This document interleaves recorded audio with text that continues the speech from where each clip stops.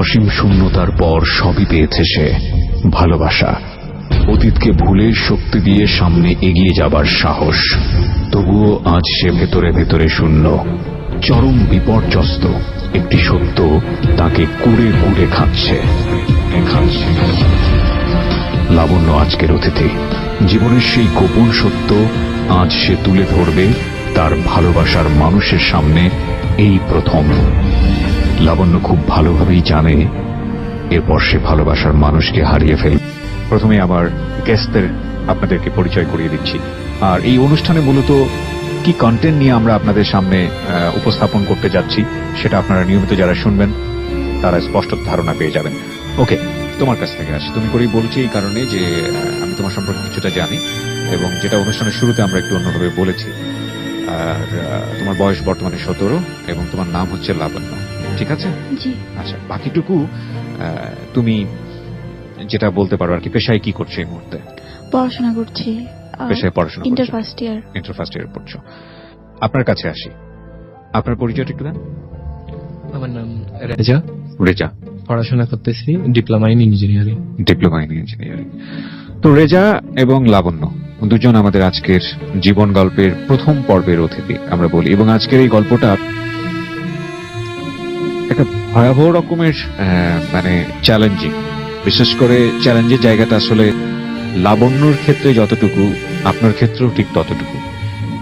এবং এটা জেনে শুনেই আজকে আপনারা দুজন এখানে এসেছেন, এবং একই সাথে আমার ক্যারিয়ারের ঢাকা এফএমের প্রথম এই অনুষ্ঠানটি।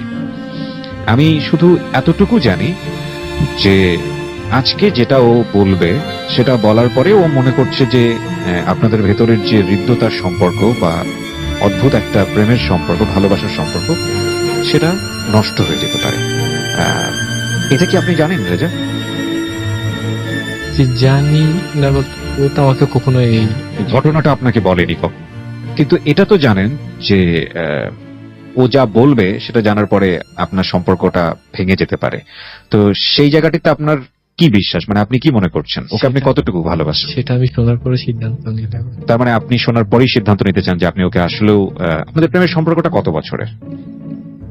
আমার দিক থেকে ধরতে গেলে 2 বছর। আপনার দিক থেকে 2 বছর। আর লাবণ্য, তোমার দিক থেকে? 5 মাস। মাত্র 5 মাস। তার মানে ও 1.5 বছর বেশি ভালোবেসেছে।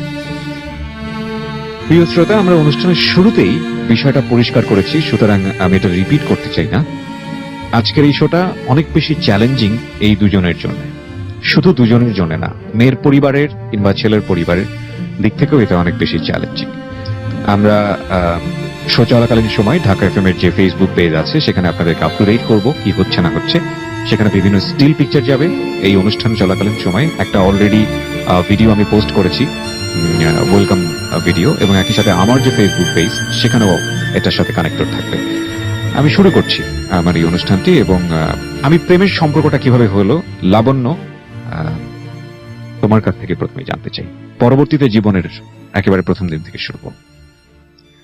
আমি শুরুতেই বলে নিতে চাই যে আমি বয়সে অনেক ছোট, আর আমার বলার ভিতরে যদি কোনো ভুল থেকে থাকে তাহলে সবাই যেন সেটা মানে ক্ষমা দৃষ্টিতে দেখে। এটা আমার বলা, কেননা আমি অনেক বেশি ইমোশনাল। আমি হয়তো অনেক কিছু ভুলও বলে ফেলতে পারি, সেটা একেবারেই চিন্তা করার দরকার নাই। ফিল ইট ইউর, মানে এটা তোমার নিজের ভাষা, এবং তুমি সবচাইতে কাছের মানুষের সাথে কথা বলছো। তুমি আজকে ভয়াবহ রকমের একটা সত্যের মুখোমুখি হচ্ছ, যেটা তোমার গত 2 বছর ধরে মনে হয়েছে বারবার তোমার ফেস করা উচিত। এবং আমি যতদূর জানি যে তোমার সঙ্গে আমার যখন যোগাযোগ হচ্ছিল, তুমি এই অনুষ্ঠানে আসতে চাও বা কথা বলতে চাও, তখন তোমাকে আমি বারবার বলেছি যে না আসাটাই বেটার। হ্যাঁ, তারপরে তুমি বলেছো ভাইয়া এই সত্যের মুখোমুখি আমাকে আজ হোক কিংবা কাল হোক হতেই হবে। তো সেই জায়গাটি থেকে তুমি আজকে এই সত্যটাকে মেনে নিয়ে তুমি ভয়াবহ রকমের কিছু একটা বলতে যাচ্ছ, তোমার জন্য সেটা ভয়াবহ। তো সেক্ষেত্রে আমার মনে হয় যে তুমি অনেক বেশি ফ্র্যাঙ্ক থাকতে পারো, দিল খুলে, যেহেতু বলতেই এসছো সব বলো। হ্যাঁ, এখানে কে কি ভাবলো না ভাবলো সেটা চিন্তা করার কোনো সুযোগ নেই। So I am giving you that floor এবং দ্যাট অপরচুনিটি অ্যাকচুয়ালি। ওকে, হ্যাঁ, শুরু কর। আমি ক্লাস 9-এ বার্ষিক পরীক্ষা দিয়ে ক্লাস 10-এ উঠি, তখন একটা ফোন নেই, দেন একটা ফেসবুক আইডি খুলি। তো ফেসবুকে আমি নতুন, কিছুই তেমন বুঝি না। কত সালের দিকে এটা? এটা হচ্ছে 2000, এখন তো 17, তখন মেবি 15। আচ্ছা। তো ফেসবুক খোলার পর আমার কাজিন আমার বাসায় এসে বলে যে তুমি আমাকে ফ্রেন্ড রিকোয়েস্ট দাও, আমি অ্যাকসেপ্ট করবো। তো আমি ওকে ফ্রেন্ড রিকোয়েস্ট দিই, ও অ্যাকসেপ্ট করে। দেন ওর অনেক মিউচুয়াল ফ্রেন্ড আমার এখানে চলে আসে, তাদের সাথে আমি আস্তে আস্তে কানেক্ট হই। তো এরকম 3-4 মাস ফেসবুক আইডি ইউজ করার পর একদিন একটা আইডি থেকে ফ্রেন্ড রিকোয়েস্ট আসে, যেটা ওর আইডি ছিল মেবি। রেজার। হ্যাঁ, ওর আইডি ছিল, আমি অ্যাকসেপ্ট করি। তারপর হঠাৎ করে ফরিদা, আপনি ওকে ফ্রেন্ড রিকোয়েস্ট কি এমনিতেই পাঠিয়েছিলেন নাকি কাউকে জেনে বা কারো মাধ্যমে জেনে? না, এমনিতেই, মানে জাস্ট Just র্যান্ডমলি সাজেশন থেকে পাঠিয়ে? ও হঠাৎ কি ওর নিজের প্রোফাইল পিক, নিজের ছবি ইউজ করতো ফেসবুকে? নিজের ছবি ইউজ করতো না। আচ্ছা, ওকে। হঠাৎ আমার ওই ফেসবুক আইডিটা নষ্ট হয়ে যায়। তারপর আমি আরেকটা ফেসবুক আইডি খুলি, দেন আরেকটা গ্রুপ খুলি। তো ওই গ্রুপে অনেক মেম্বার ছিল, ওরও কয়েকটা ফেক আইডি ওই গ্রুপে অ্যাড ছিল। তো একদিন একটা কমেন্টসে ওর আর আমার, ওর একটা মেয়ের আইডি, মানে ওর একটা ফিমেল আইডি থেকে আমার সাথে ওর মানে ওর আইডিটা ফেক ছিল? হ্যাঁ, রেজা বলেন। জি, মানে আমার একটা ফেক আইডি ছিল। ফেক আইডি মানে ওই ফেক আইডি একটা মেয়ের আইডি ছিল। আচ্ছা। তো মেয়ের আইডিটা থেকে আমি প্রথম ওর সাথে অ্যাড হই। তো ওর সাথে মানে অনেক চ্যাট হতো, কিন্তু পরে একটা কমেন্টে গিয়ে ও একটা পোস্ট করছিল। তো সেই পোস্ট আমি মানে একটা মানে মন খুলে বলেন কি করেছেন? একটা কমেন্ট করছি। কোনো বাজে কমেন্টস? বাজে কমেন্টস না, তাহলে খোঁজা দেওয়া টাইপের। বোঝা দেওয়ার টাইপের একটা কমেন্টস। হ্যাঁ, তো তারপর তারপর আমি মানে ওই মেয়েটার সাথে তুমুল ভাবে ঝগড়া করি যে কেন সে কনসেপ্ট করলো। অ্যাকচুয়ালি তো মেয়ে না, এটা হচ্ছে ছেলে। হ্যাঁ, ওকে। ওর ওই পোস্টে লেখা ছিল যে মানে আমাকে কেউ পাগলি ডাকে না, মানে আমার ইচ্ছে করে না পাগলি ডাকটা শুনতে। এটা কার পোস্টে লিখেছে? আমার পোস্টে লিখেছিল। ও, এটা পোস্ট, ওই পোস্টার ওখানে ওটা নিয়ে কমেন্টস করছিল আর কি। আচ্ছা, তো তো ও ডেকেছিল পাগলি বলে, পাগল ছাগল। আমি ওই মেয়ে আইডি থেকে ওকে কমেন্ট করছিলাম যে কখন তুমি জানলে আসলে ছেলে? ঠিক আছে, আমরা ধারাবাহিক ভাবে যাই। মানে ও তো ছেলে আইডি থেকে আমার সাথে চ্যাটিং করে। তো ও আমাকে বলে যে ও মানে ওর যে সেই মেয়ের আইডিটা ও কখনোই আমাকে বলে না। তারপর ওর সাথে আমি চ্যাটিং করি। তো আস্তে আস্তে হ্যাঁ, ও আমাকে বলে যে তোমাকে আমি ইংলিশ শিখাবো। তা আমারও খুব আগ্রহ জাগে, ঠিক আছে তুমি আমাকে ইংলিশ শিখাবা। তো বলে তুমি বাংলায় বলবা, আমি ইংলিশে করে দিব, তাহলে তুমি ইংলিশ শিখে যাবা। তো এরকম আমাদের অনেক রাত জেগে চ্যাটিং হইতো, ফ্রেন্ডশিপ। ও তারপর ফ্রেন্ডশিপ হতে হতে ও আমার পিকচার, ফার্স্টে পিক আমি দেই না, ফেক পিক দেই, আর ওর পিক রিয়েল পিক দেয়। রিয়েল পিক মানে ছেলে? হ্যাঁ, ওর রিয়েল পিক তো আমাকে। ছবি দেওয়ার পরে তুমি বুঝলা যে এটা ছেলে আইডি নাকি তার আগে? মানে মেয়ের আইডিটা যে ওর, সেটা ও তখনও বলে নাই আমাকে। আচ্ছা। না ভাই, ওইখানে একটা কথা হচ্ছে যে মানে ও যে মানে আমাকে কেউ পাগলি রাখে না, যে একটা পোস্ট করছিল। আমি আমার রিয়েল আইডি থেকে ফ্রেন্ড রিকোয়েস্ট, ওখানে তো ফ্রেন্ডস আছে অলরেডি। তো আমি ওই পোস্টটা মানে সার্চ দিয়ে ওই পোস্টটা খুঁজে ওখানে কমেন্ট করছি যে আমি কি তোমাকে পাগলি রাখতে পারি, যে ক্যান আই কল দিও পাগলি। না, সেটা ঠিক আছে, কিন্তু তুমি যে ছেলে, আলটিমেটলি তোমার আইডি তো মেয়ে আইডি ছিল। জি। ও কখন জানলো যে তুমি আসলে এখানে সেটা ছেলে? কিছুদিন আগে, 1-1.5 মাস আগে বলেছিল যে তোমার পোস্টে যে আমি ভেরি ইন্টারেস্টিং। মানে এত কিছু হয়ে গেছে, প্রেমের সম্পর্ক হয়ে গেছে, তারপরেও তুমি জানতে না? না, ওই মেয়ের আইডিটা যে ওর, আমি জানতাম না। ওর ছেলে আইডি দিয়ে আমার সাথে। ফাইন, তাহলে আমরা ধারাবাহিক ভাবে যাই। হ্যাঁ, ছবিটা তাহলে কিসের ছবি দিল? ছেলে আইডি থেকেই, মানে ওর রিয়েল আইডি থেকে আমার সাথে চ্যাটিং করতেছে কন্টিনিউয়াসলি, আর মেয়ে আইডি দিয়ে ঝগড়া মেয়ে করতেছে। আইডিতে ঝগড়া হচ্ছে আর ছেলে আইডিতে এমনি নরমাল চিঠি হচ্ছে। দাঁড়াও, মেয়ে আইডিতে কি হচ্ছে? ঝগড়া হচ্ছে। হ্যাঁ, আর ছেলে আইডিতে চ্যাটিং হচ্ছে। ছেলে আইডির পরিচয়টা কিভাবে আসলো মেয়ে আইডির মধ্যে দিয়ে? ছেলে আইডির পরিচয় হচ্ছে ওই যে মানে আমি তো ওই যে ওর ডং বলে একটা কমেন্ট করছিলাম না, তো সেখানে তো মানে ঝগড়া বেঁধে দিচ্ছে। ঝগড়াটা কোন আইডির সাথে বাড়ছে? ছেলে আইডির সাথে না মেয়ে আইডির সাথে? মেয়ে আইডির সাথে, আমার মেয়ে আইডির সাথে। আচ্ছা, তো এর মধ্যে ছেলে আইডিটা ঢুকলো কিভাবে? ছেলে আইডিটা আমি ওকে সার্চ দিয়ে খুঁজে ওকে ফ্রেন্ড রিকোয়েস্ট পাঠিয়ে তারপর ওর পোস্টটা দেখে তারপর ওর পোস্ট আমি কমেন্ট করছি যে আমি কি। ওকে, তার মানে আমরা এখন পরিষ্কার হলাম যে দুটো আইডি একসাথে ছিল। আমার দুইটা আইডি, আমার ছিল দুইটা। ইংলিশ শেখাচ্ছে কে? ও আমাকে ইংলিশ শিখাচ্ছে। ইংলিশ ছেলে আইডি না মেয়ে আইডি? ছেলে আইডি। ছেলে আইডিটা ইংলিশ শেখাচ্ছে। হ্যাঁ। ওকে, ফাইন, এখন আমি ক্লিয়ার। হ্যাঁ, বলো তারপর। ছেলে আইডি দিয়ে ওর সাথে আমার ফ্রেন্ডশিপ। মেয়ে আইডিটা ততদিনে মানে ঝগড়া শেষ, মেয়ে আইডির দিকে আমার অত পাত্তা নাই। ও আমাকে ইংলিশ শিখাচ্ছে। দেন ও ডিপ্লোমায় পড়তেছে। আমার খুব ভালো লাগছে যে ও খুব ব্রিলিয়েন্ট স্টুডেন্ট ওর কথা অনুযায়ী। ও অনেক ইংলিশ পারে, মানে আমার ধারণা যারা বেশি ইংলিশ পারে তারাই ব্রিলিয়েন্ট স্টুডেন্ট। এটা বাংলাদেশে অনেকেরই ধারণা। ওকে। তারপর হঠাৎ ও আমাদের প্রপোজ করে, মানে 2-3 মাস, কতদিন যাওয়ার পরে? 1-1.5 মাস পরেই মনে হয় প্রপোজ করে যে তোমার কি বয়ফ্রেন্ড আছে? তো আমি বলি যে না, আমার বয়ফ্রেন্ড নেই। তো বলে আমি একটা জিনিস চাইবো, দিবে? আমি বলছি কি? পরে বলে আচ্ছা তোমার হার্ডে কি আমাকে জায়গা দেওয়া যায়? আমি বলছি মানে কি? বলে আমার না তোমাকে অনেক ভালো লাগে। তো আমি তো আমার রিয়েল পিক ওকে দেইনি। তোমার কাছে আসি, তুমি করে বলে ফেললাম এটা, যেহেতু লাবণ্যকেও তুমি করে বলছি। সেটা হচ্ছে যে মানে এইরকম প্রপোজ কি ওকে ফার্স্ট দেওয়া হলো? যেহেতু ফেসবুকের বিষয়ে আমরা জানি ভার্চুয়াল জগতে এগুলো খুব র্যান্ডমলি হয়। So, একদম মানে অনেস্ট কথাটা বলে। অনেস্ট হচ্ছে আমি ওকেই মানে ফার্স্ট, সেটা হচ্ছে যে মানে ও যখন আমরা ইংলিশে চ্যাটিং করতাম তখন এক সময় গিয়ে ওর থেকে আমি ফোন নাম্বার নিয়েছিলাম। আচ্ছা, ওর ফোন নাম্বারটা নেওয়ার পরে তারপরে মাঝে মাঝে সেটি কথা হতো ফোনে, বাট পরে এক সময় একদিন রাতে বলছিলাম। মানে এটা কি খুব হঠাৎ করেই বলে ফেললেন নাকি ভিতরে একটু ফিল আসলো যে সত্যি সত্যি ওকে মনে পড়ছে বা? জি নিজেকে হাইড রাখতে চাইতাম, কখনো কাউকে। তার মানে তুমি ওকে রিয়েল পিকচারটা দাওনি? না, দেইনি। তার মানে আপনি ওকে যে লাভ করেছেন, তাকে যাকে দেখে লাভ করেছেন সে আসলে ও ছিল না? আগে তো চিনতাম না, কিন্তু ও যে পিক গুলা দিছে সেগুলোর উপর আমি বিশ্বাস করে ওকে। এক্স্যাক্টলি, আমি সেটাই বলছি যে আপনি যাকে দেখে লাভ করেছেন সে আসলে ও ছিল না।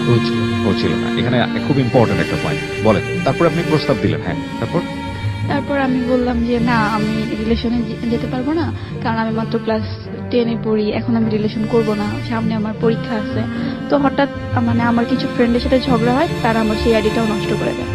তারপর এখন আমি কি করবো, 2-3 দিন পর তো আমি আবার নতুন একটা আইডি খুলি, তখন ওর সাথে আর আমার অ্যাড হয় না, ওর আইডির নাম আমি ভুলে গেছি, ও আর আমাকে ফোন দেয় না। আচ্ছা, এই যে লাবণ্য আপনাকে প্রথমেই না করে দিল আপনাকে, তো তারপরে কি আপনি ওর সঙ্গে যোগাযোগ রাখছিলেন নাকি অফ হয়ে গেলেন?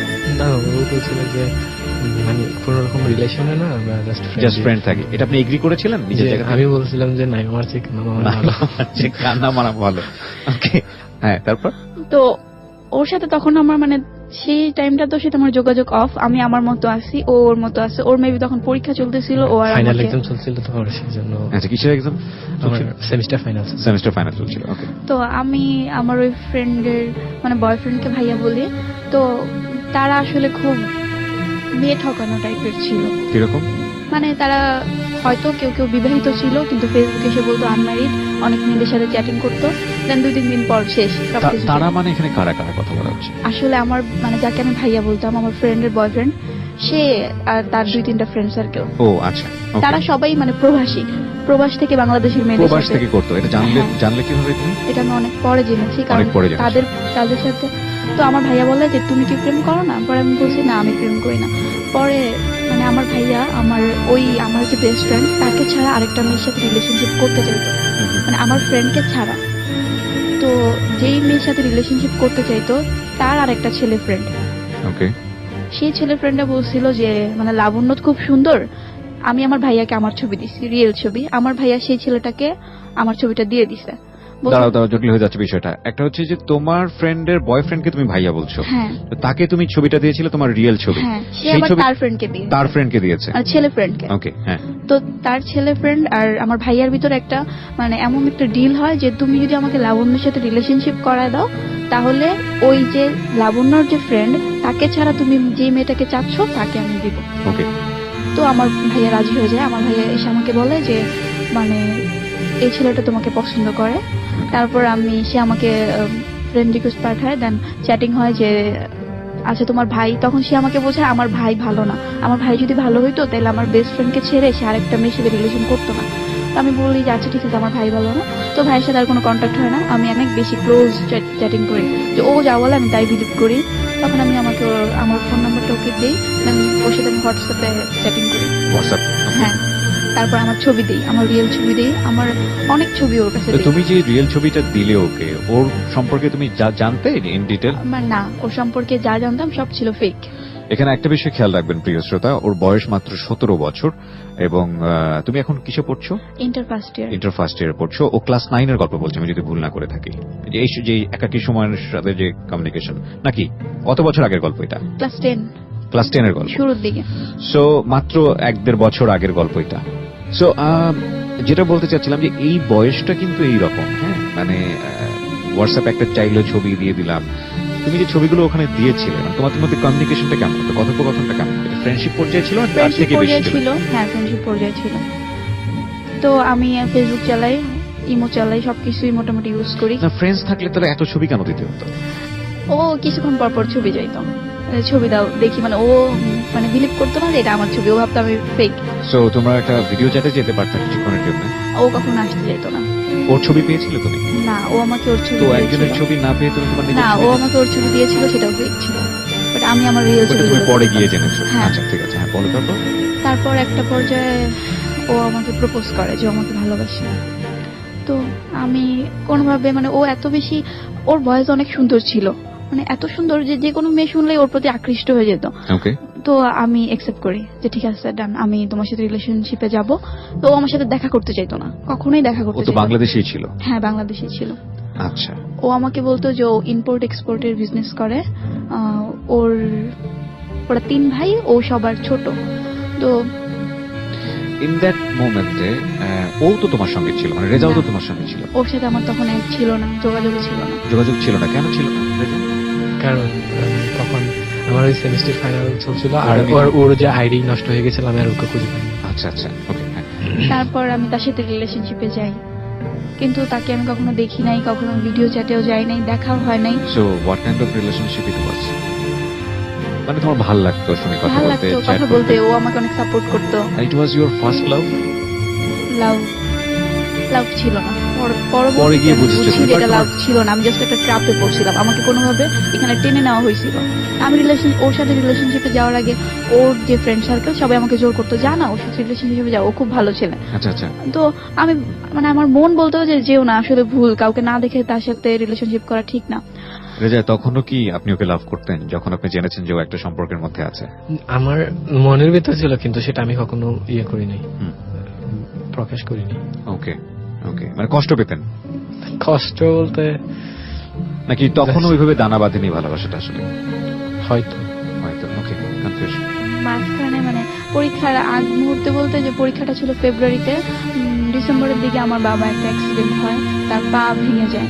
তো তখন আমি রেজার সাথে সবকিছু শেয়ার করতাম যে এখন আমার ফ্যামিলি খুব খারাপ অবস্থায় আছে, মানে আমার বাবা, দেখো আমার তো সামনে টেস্ট, আমার টেস্টের বইগুলো এখনো কেনা হয় নাই। তো আমাকে বলে, তখন যখন কথাবার্তা হচ্ছে রেজার সঙ্গে, মানে তোমার পারিবারিক অবস্থা যখন খারাপ, এবার তুমি শেয়ার করছো, তখন কি ওই একাকী সুমনের সঙ্গে কি সম্পর্কটা শেষ হয়ে গেছে? না শেষ হয়নি। তখন কি অবস্থায় আছে? তখনও মানে তার আমি গার্লফ্রেন্ড, সে আমার বয়ফ্রেন্ড, বাট ও আমার ফ্রেন্ড, রেজা আমার ফ্রেন্ড। তখন কি তুমি জানতে পেরেছো যে তোমার ছবিগুলো নিয়ে এরকম করতে পারে, ওরকম করতে পারে? হ্যাঁ, আমাকে অনেকে মানে পিছন থেকে নক করে বলতো যে ও তোমাকে, কিন্তু তুমি বিলিভ করতে না? না আমি কারো কথাই বিলিভ করতাম না। দেন Right. আমাকে কেউ কিছু বললে আমি তাকে ব্লক দিয়ে দিতাম। তুমি ব্লক লিস্টে রাখছো এটা ভার্চুয়াল জগতে, বাট মনের কি অবস্থা? আমার মনে হয় কি যে ওর জন্য আমি ভুলটা থেকে বের হয়ে আসতে পারছি। ও হয়তো আমাকে ভুলে, মানে বলছে যাও ভুল করো, কিন্তু সেই আমাকে ভুলটা থেকে বের করতে পারছে। দ্যাটস ভেরি গুড, পজিটিভ তাই সেই জন্য রেখেছো তুমি। মানে Okay. আমার মনে হয় যে আসলেই ও আমার লাইফে অনেক বড় ভালো একটা বন্ধু, নইলে আমি আরো খারাপ কিছু করতে পারি। এটা একটা নোট করার মতো যে জীবনে একজন মানুষ আপনার খারাপ করেছে এবং তারপরে তার কারণে আপনি বের হয়ে আসতে পেরেছেন এই খারাপ থেকে। সো ও মনে রেখেছে ভালোটাই, খারাপটা ভুলে গিয়েছে। এটা সাধারণত খুব কম হয়। হ্যাঁ বলো তারপর। সেই মুহূর্তে আমি, আমার বেস্ট ফ্রেন্ড আমাকে একটা মেইল নাম্বার দেয়, দিয়ে বলে এই নাম্বারে ফোন দিয়ে দেখ যে এই সুমন যে ব্যবসা করে, সেই যার সাথে ব্যবসা করে তার ওয়াইফের নাম্বার, যেহেতু আচ্ছা। সুমন তাদের বাসায় যায়, তো সেই মানে তার ওয়াইফ ওপরে অনেক কিছু জানে। ওই মেয়েকে আমি ফোন দিই, মেয়ে আমার মানে আসল পিক দেয়। পিক দেখে আমি খুবই শকড যে আমার বাবার চেয়েও বয়সে অনেক বড়। মানে আমার বাবার বয়স এখন হবে 40। মানে আমার বাবা যতটা না স্মার্ট দেখতে, যতটা সুন্দর, আমি যার সাথে প্রেম করতেছি সে ততটাই অড দেখতে, মানে একদম বয়স্ক। মানে এত মানুষের, আল্লাহ তাআলা মানুষকে যেভাবে সৃষ্টি করছে, কিন্তু আমি তার মেয়ের বয়সী, মানে আমি তার মেয়ের বয়সী। এটা দেখে আমার এত খারাপ লাগে যে কেন আমার সাথে এমন করলো, কি দরকার ছিল। মানে আমার মনে আগে থেকে একটা কষ্ট, তার উপর আবার আরেকটা কষ্ট দিল।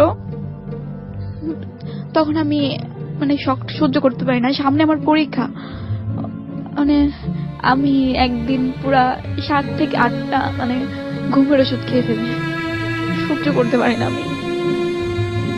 তারপর যা হয় যে আমি বলি যে কেন বেশি তেমন করলাম, পরে বলে যে সরি, আসলে আমি এটা করতে চাই নাই, যা হয়েছে হয়েছে, বাট আমি তোমাকে এখন অনেক ভালোবাসি, সত্যি ভালোবাসি। এই 7 মাস যে আমাদের রিলেশনশিপ ছিল এটা ফেক। আমি তোমার সাথে মানে আগামী যে 3 মাস আছে, মানে 1 বছর হইতে আর 5 মাস বাকি, আমি তোমাকে এখন থেকে সত্যি ভালোবাসি।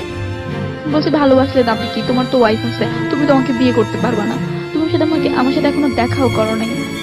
তখনও আমার রেজার সাথে অনেক ভালো সম্পর্ক, আমরা কন্টিনিউয়াস চ্যাটিং করি। রেজাকে এই বিষয়গুলো তুমি শেয়ার করেছিলে দ্যাট মোমেন্টে? হ্যাঁ, আমি বলেছিলাম, আমি পরীক্ষা দিই, এসএসসি পরীক্ষা এসে যায়, মানে আমার রেজার সাথে তুমি যখন এই বিষয়গুলো শেয়ার করছিলে তখন রেজার ওপিনিয়নটা কি ছিল? রেজা, আমি একটু আপনার কাছে আসি। আপনার তো খুব ভালো লাগছিল না যে যাই হোক ওকে তুমি ভালোবাসতাম, ও মানে না না না, আমি আরো উল্টা ওদের হেল্প করছি। আমি ওকে ফোন দিছি, ফোন দিয়ে বলছি যে না রিয়েলি ও আপনাকে অনেক লাভ করে, এইসব ওইভাবে কষ্ট দিন না, এরকম বলছি আমি আর ওকে ফোন দিয়ে। মানে ও সবসময় চাইতো আমি যেন ভালো থাকি, এই জন্য ওই ছেলেকে ফোন দিত, ওই ছেলে আমাকে আর ওকে নিয়ে সন্দেহ করতো। ওকে, তো ওই ছেলেকে ও ফোন দিয়ে বলতো যে ভাইয়া আসলে লাবণ্য আপনাকে অনেক ভালোবাসে, তো আপনি যা করছেন এখন আপনারা ভালোভাবে রিলেশন করেন। তো আমাদের এলাকায় আসে, দেখা মানে আমি যখন তাকে ফার্স্ট টাইম দেখি, সে আমার জন্য হাতে করে একটা গোলাপ নিয়ে আসে। তাহলে কি দাঁড়ালো লাবণ্য যে দেখার পরেও, সুমন বিবাহিত জেনেও, মিট করার পরেও তুমি তার সাথে কন্টিনিউ করেছো? হ্যাঁ, ব্যাপারটা আমি সামলে নেওয়ার চেষ্টা করতেছিলাম। মানে তখন কি তুমি বোঝাচ্ছিলে যে এইভাবে তুমি ওর কাছ থেকে চলে আসতে পারবে না, তোমাকে ধীরে ধীরে সরে আসতে হবে, নাকি তুমি যেভাবে হোক কন্টিনিউ করবা? না, আমার তো সরে আসতে হবে, এটা আমি বুঝতে পারতেছিলাম। তাহলে তুমি ওনার সাথে আগাচ্ছিলে কেন? ছিলাম, ওকে আমি কোনোভাবে বুঝতে দিতে চাচ্ছিলাম না যে ওকে ছেড়ে আমি চলে যাব। তাহলে কি হতো? কারণ অপরাধ তো সেই করেছে। আমার ওর কাছে আমার অনেক ছবি ছিল, ছবিগুলো এমন না যে নেগেটিভ, পজিটিভ ছবি ছিল, কিন্তু মানে আমার বেস্ট ফ্রেন্ড সবসময় বলতো যে ওই ছেলেটা খুবই বাজে, ও পারে না। তো এমন তোমার টার্গেটটা কি ছিল? ছবিগুলো তার কাছ থেকে নিয়ে আসা? না, আমার টার্গেটটা ছিল আমি সেকেন্ড টাইম ওর সাথে দেখা করব, দেন ওর মোবাইলটা বা মেমোরিটা আমি নিয়ে আসবো। কারণ ছবিগুলো আমি নিয়ে আসলে কি হবে, আমি তার কাছ থেকে কিভাবে আনবো? দেখা করি, সেকেন্ড টাইম দেখা তোমার করি। টেনশন কাজ করতো না যে এই ছবিগুলো নিয়ে যে কোনো প্রচুর টেনশন কাজ করতো। তুমি এখানে এসছো, যে ঘটনাগুলো ঘটে গেছে সেগুলো বলে সামহাও কোনো না কোনো ভাবে মানুষকে সচেতন করতে, এবং একই সাথে তোমার জীবনে একটা চরম সত্য বলে আজকের এই তোমাদের দুজনের যে সম্পর্কটা সেটা হয় টিকে থাকবে অথবা শেষ হয়ে যাবে, সেটা আজকে তুমি এখানে সমাধান করতে চাও। কারণ ভেতরে ভেতরে তোমাকে অনেক বেশি পীড়া দিচ্ছে কোনো একটা গোপন সত্য।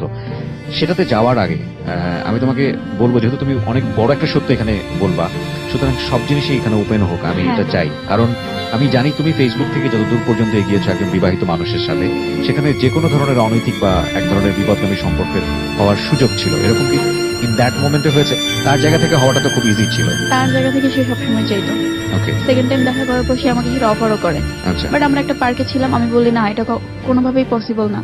মানে আমার পাস্ট লাইফ সম্পর্কে তোমাদের কোনো লাইফের কোনো ড্রিম ছিল যে বিয়ে করতে চাও, এরকম টাইম করেছো বা গোল সেট করেছো, এরকম কিছু না, ছিল? ওর ড্রিম ছিল যে ওর ড্রিম ছিল বলতে ও আমাকে বিয়ে করতে চায়, সেটা যে কোনো উপায়ে হোক। আচ্ছা, আর আমার ইচ্ছা ছিল যে না, ওর সাথে আমি বিয়ে করব না, ওকে আমি ছেড়ে দিব, ও যদি আমার ফ্রেন্ড হিসেবে থাকতে চায় থাকুক, কিন্তু একটা বিবাহিত মানে ছেলের সাথে আমি কেন রিলেশনশিপ করব? আমার মতোই একটা মেয়ে তার সংসারে আছে। তোমরা পার্কে যাচ্ছ, তুমি বলছো যে সে তোমার বাবার চেয়েও বেশি বয়সে দেখতে, তো একই এরকম একটা মানুষের সাথে তুমি পার্কে বসে বাদাম চিবোচ্ছ, এটা তো লুক অড। কি মনে করছো? হ্যাঁ, অনেক অড লাগে, আমার নিজের কাছে আনইজি ফিল হইতো যে আমি কি করতেছি। সেই জন্য আমি তার কাছ থেকে সরে সেকেন্ড টাইম আমি ওর মেমোরিটা নিতে পারি না, যে আমার ছবিগুলো, আমার 400-500 ছবি ওর কাছে, কোনোটাই বাজে ছবি না, পজিটিভ, বাট সেটা সে নেগেটিভ করতেও পারে। তো সামনে আমার পরীক্ষার রেজাল্ট দেন, এসএসসি দুপুর 12টার পর আমি রেজাল্ট পাই যে আমি জিপিএ 4.64 পাইছি। সেটা শুনে আমার আম্মু আব্বু খুশি হয়েছে, কেউ বলে নাই এ প্লাস কেন পাওয়া যায়। আমার বাবা, আমাদের সামর্থ্য অনেক কম, বাট আমার বাবা এলাকার সবাই মিষ্টি হয়েছে যে আমার মেয়ে এসএসসি পরীক্ষায় পাশ করবে। কারণ এসএসসি পরীক্ষাটা ছিল আমার লাইফ অনেক বড় একটা চ্যালেঞ্জ। একদিকে চাইতো না যে আমি পরীক্ষায় পাশ করি, একদিকে আমার আত্মীয় স্বজন বলতো যে আমার বাবা কোনোদিন আমাকে এসএসসি পরীক্ষা দেওয়াতে পারবে না। যাই হোক, আমি তো পাশ করছি। তো সেই টাইমে সে বলে মানে সে ফেসবুকে পোস্ট করে তার গার্লফ্রেন্ড এসএসসি পরীক্ষায় পাশ করছে। তো আমার ফ্রেন্ড বলে দাঁড়াও, তা সে তো বিবাহিত ছিল, তার আইডিতে কি তার ওয়াইফ অ্যাড ছিল না? তার ওয়াইফ গ্রামে থাকে, সে ফেসবুক সম্পর্কে কোনো ধারণাই রাখে না। ওকে, নোট অন দ্যাট পয়েন্ট প্রিয় শ্রোতা। স্টোরিটা কিন্তু একটু কমপ্লেক্স, এবং স্টোরির মূল জায়গাটা হচ্ছে রেজা এবং লাবণ্যের সম্পর্ক, কিন্তু তার আশেপাশে যে বিষয়গুলো চলে আসছে সেগুলো আমাদেরকে অনেকখানি সচেতন করবে। So please be concentrated on the story. Okay, আরেকটা মজার বিষয় বা অবাক করার বিষয় হচ্ছে যে সে আরেকটা নামে আমারই ক্লাসমেটের সাথে রিলেশন করে অন্য আইডিতে। এটা তুমি জানলে কিভাবে? সেটাও আমি পরবর্তীতে ওর মুখ থেকেই শুনছি। ওকে, তো যাই হোক, আমি একদম সিরিয়াস, আমি রিলেশন রাখবো না। আমার রেজাল্ট ভালো হয়েছে, আমি ভালো কলেজে ভর্তি হব, তো আমি মানে বলি যে আমি রিলেশন রাখবো না। সেই মুহূর্তে তার আসল রূপ দেখা যায়। ওকে, এর ভিতর সে ইন একবার দ্যাট মোমেন্টে কি রেজার সঙ্গে যোগাযোগ ছিল? হ্যাঁ হালকা এগুলো পাতলা। শেয়ার করছিলে যে হ্যাঁ এরকম আমার ঘটনা রেজাল্টের ঘটছে? দিন ও আমার মার্কশিট তুলে দেয়, আমার রেজাল্ট শুনে, আর আমার ভিতরে যা যা হইতেছে মানে সবকিছু আমি ওরে বলি। হুম। ও বলে যে শেয়ারিংটা কার সাথে বেশি ছিল, রেজার সঙ্গে বেশি ছিল না সুমনের সঙ্গে বেশি ছিল? রেজার সাথে বেশি ছিল। মানে ঝগড়াঝাটি ওর সঙ্গে হচ্ছে কিন্তু শেয়ারিংটা হচ্ছে এর হ্যাঁ ওর সঙ্গে। সাথে বেশি ছিল। এই বিষয়গুলো নোট করবেন যেগুলো লাভ রিলেশনশিপ মানে ক্রিয়েট করার জন্য মানে খুব বেশি হেল্প করে আর কি। অনেক সময় যে বলে না যে বন্ধু থেকে প্রেমিক হয়ে গেছে বা বন্ধু থেকে হাজবেন্ড হয়ে গেছে, যেটার পেছনে মূলত এই ধরনের সম্পর্ক দায়ী। এবং বন্ধু থেকে হাজবেন্ড হওয়া বা বন্ধু থেকে লাইফে বয়ফ্রেন্ড হিসেবে আসা, সেটার পেছনে একটা তিক্ত সম্পর্ক অনেকখানি হেল্প করে। হ্যাঁ, ওদের ক্ষেত্রে কিন্তু এই জিনিসটা হয়েছে আমার যেটা মনে হচ্ছে। বলো তারপর। তারপর আমি সুমনের সাথে ব্রেকআপ করে দিব। তো তখন সে আমাকে মানে ব্রেকআপ করে দিব, সে এর মাঝে আমার ফোন ভেঙে ফেলছিলাম আমি। ব্রেকআপ করার জন্য ও কি তোমাকে কোনো হেল্প করতো বা কথাবার্তা বলতো যে ও আমাকে তখন বলতো। উৎসাহ দিত? তখন আমার ইয়ের সাথে গিয়েছিল, তখন ও বলছে যে ওই এসএসসির ইয়ার পরে পরে রেজাল্ট লোকে বলে দিলাম।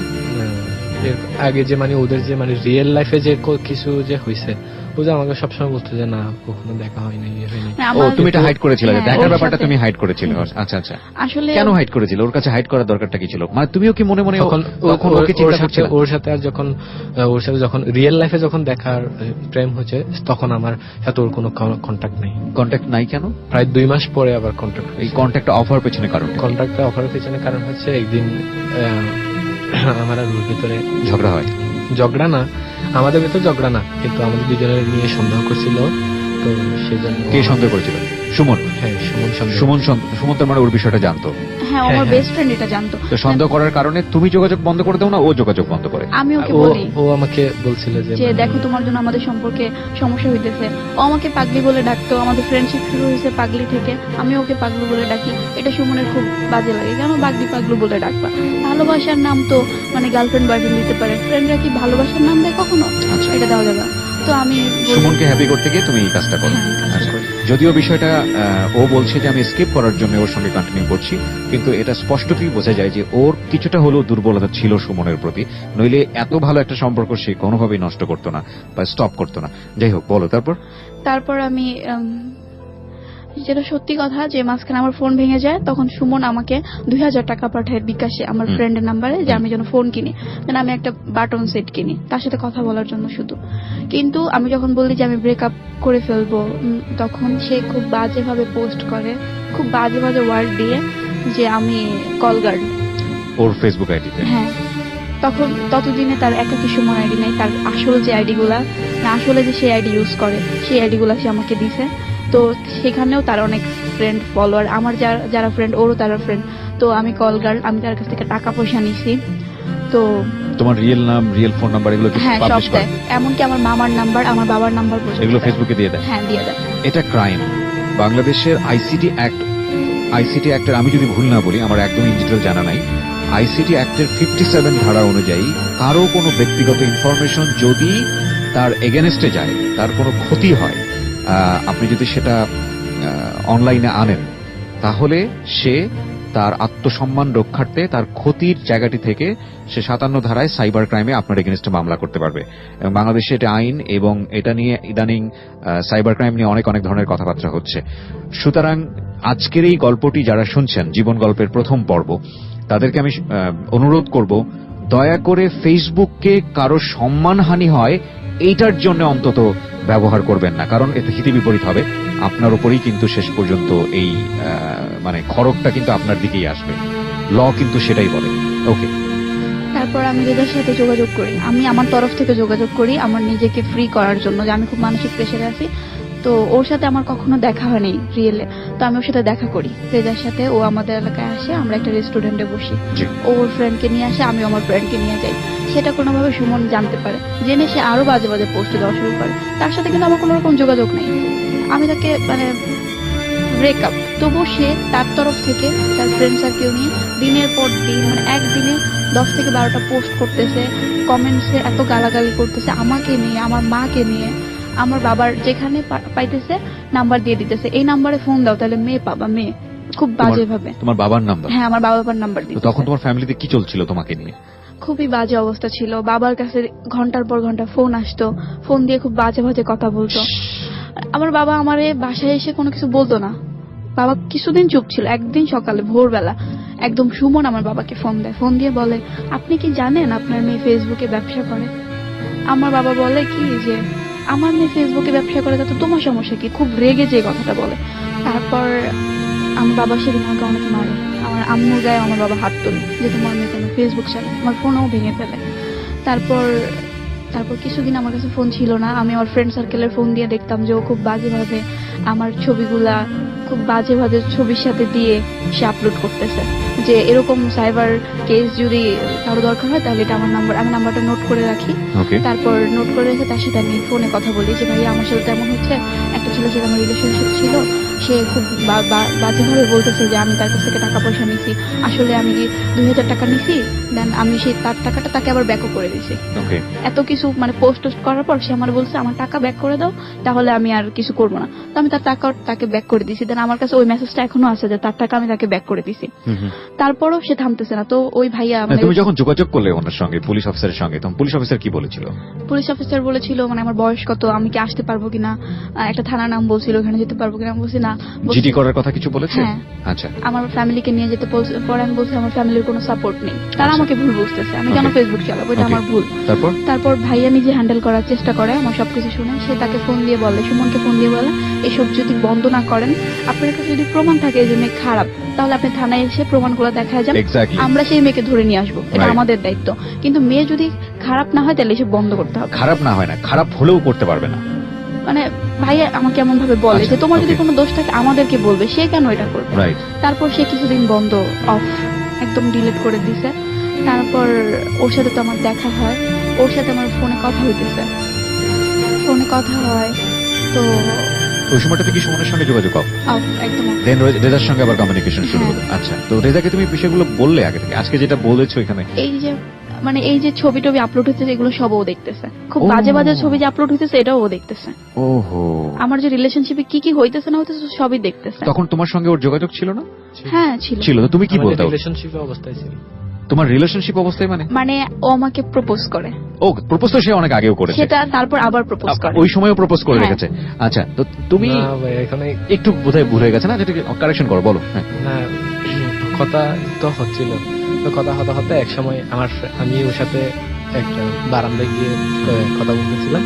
তো আমার একটা ফ্রেন্ড বলতেছে যে ও তোমাকে অনেক লাভ করে, রাত্রে কেন তোমার জন্য ভাবি থাবি এরকম ডাকতেছে। এটা কাকে বলেছে? আমাকে বলতেছে, মানে আমার ফ্রেন্ড ব্যাকগ্রাউন্ড থেকে বলতেছে, আমি যখন ফোনে কল করতাম। মানে তোমার ফোন থেকে বলছে? হ্যাঁ।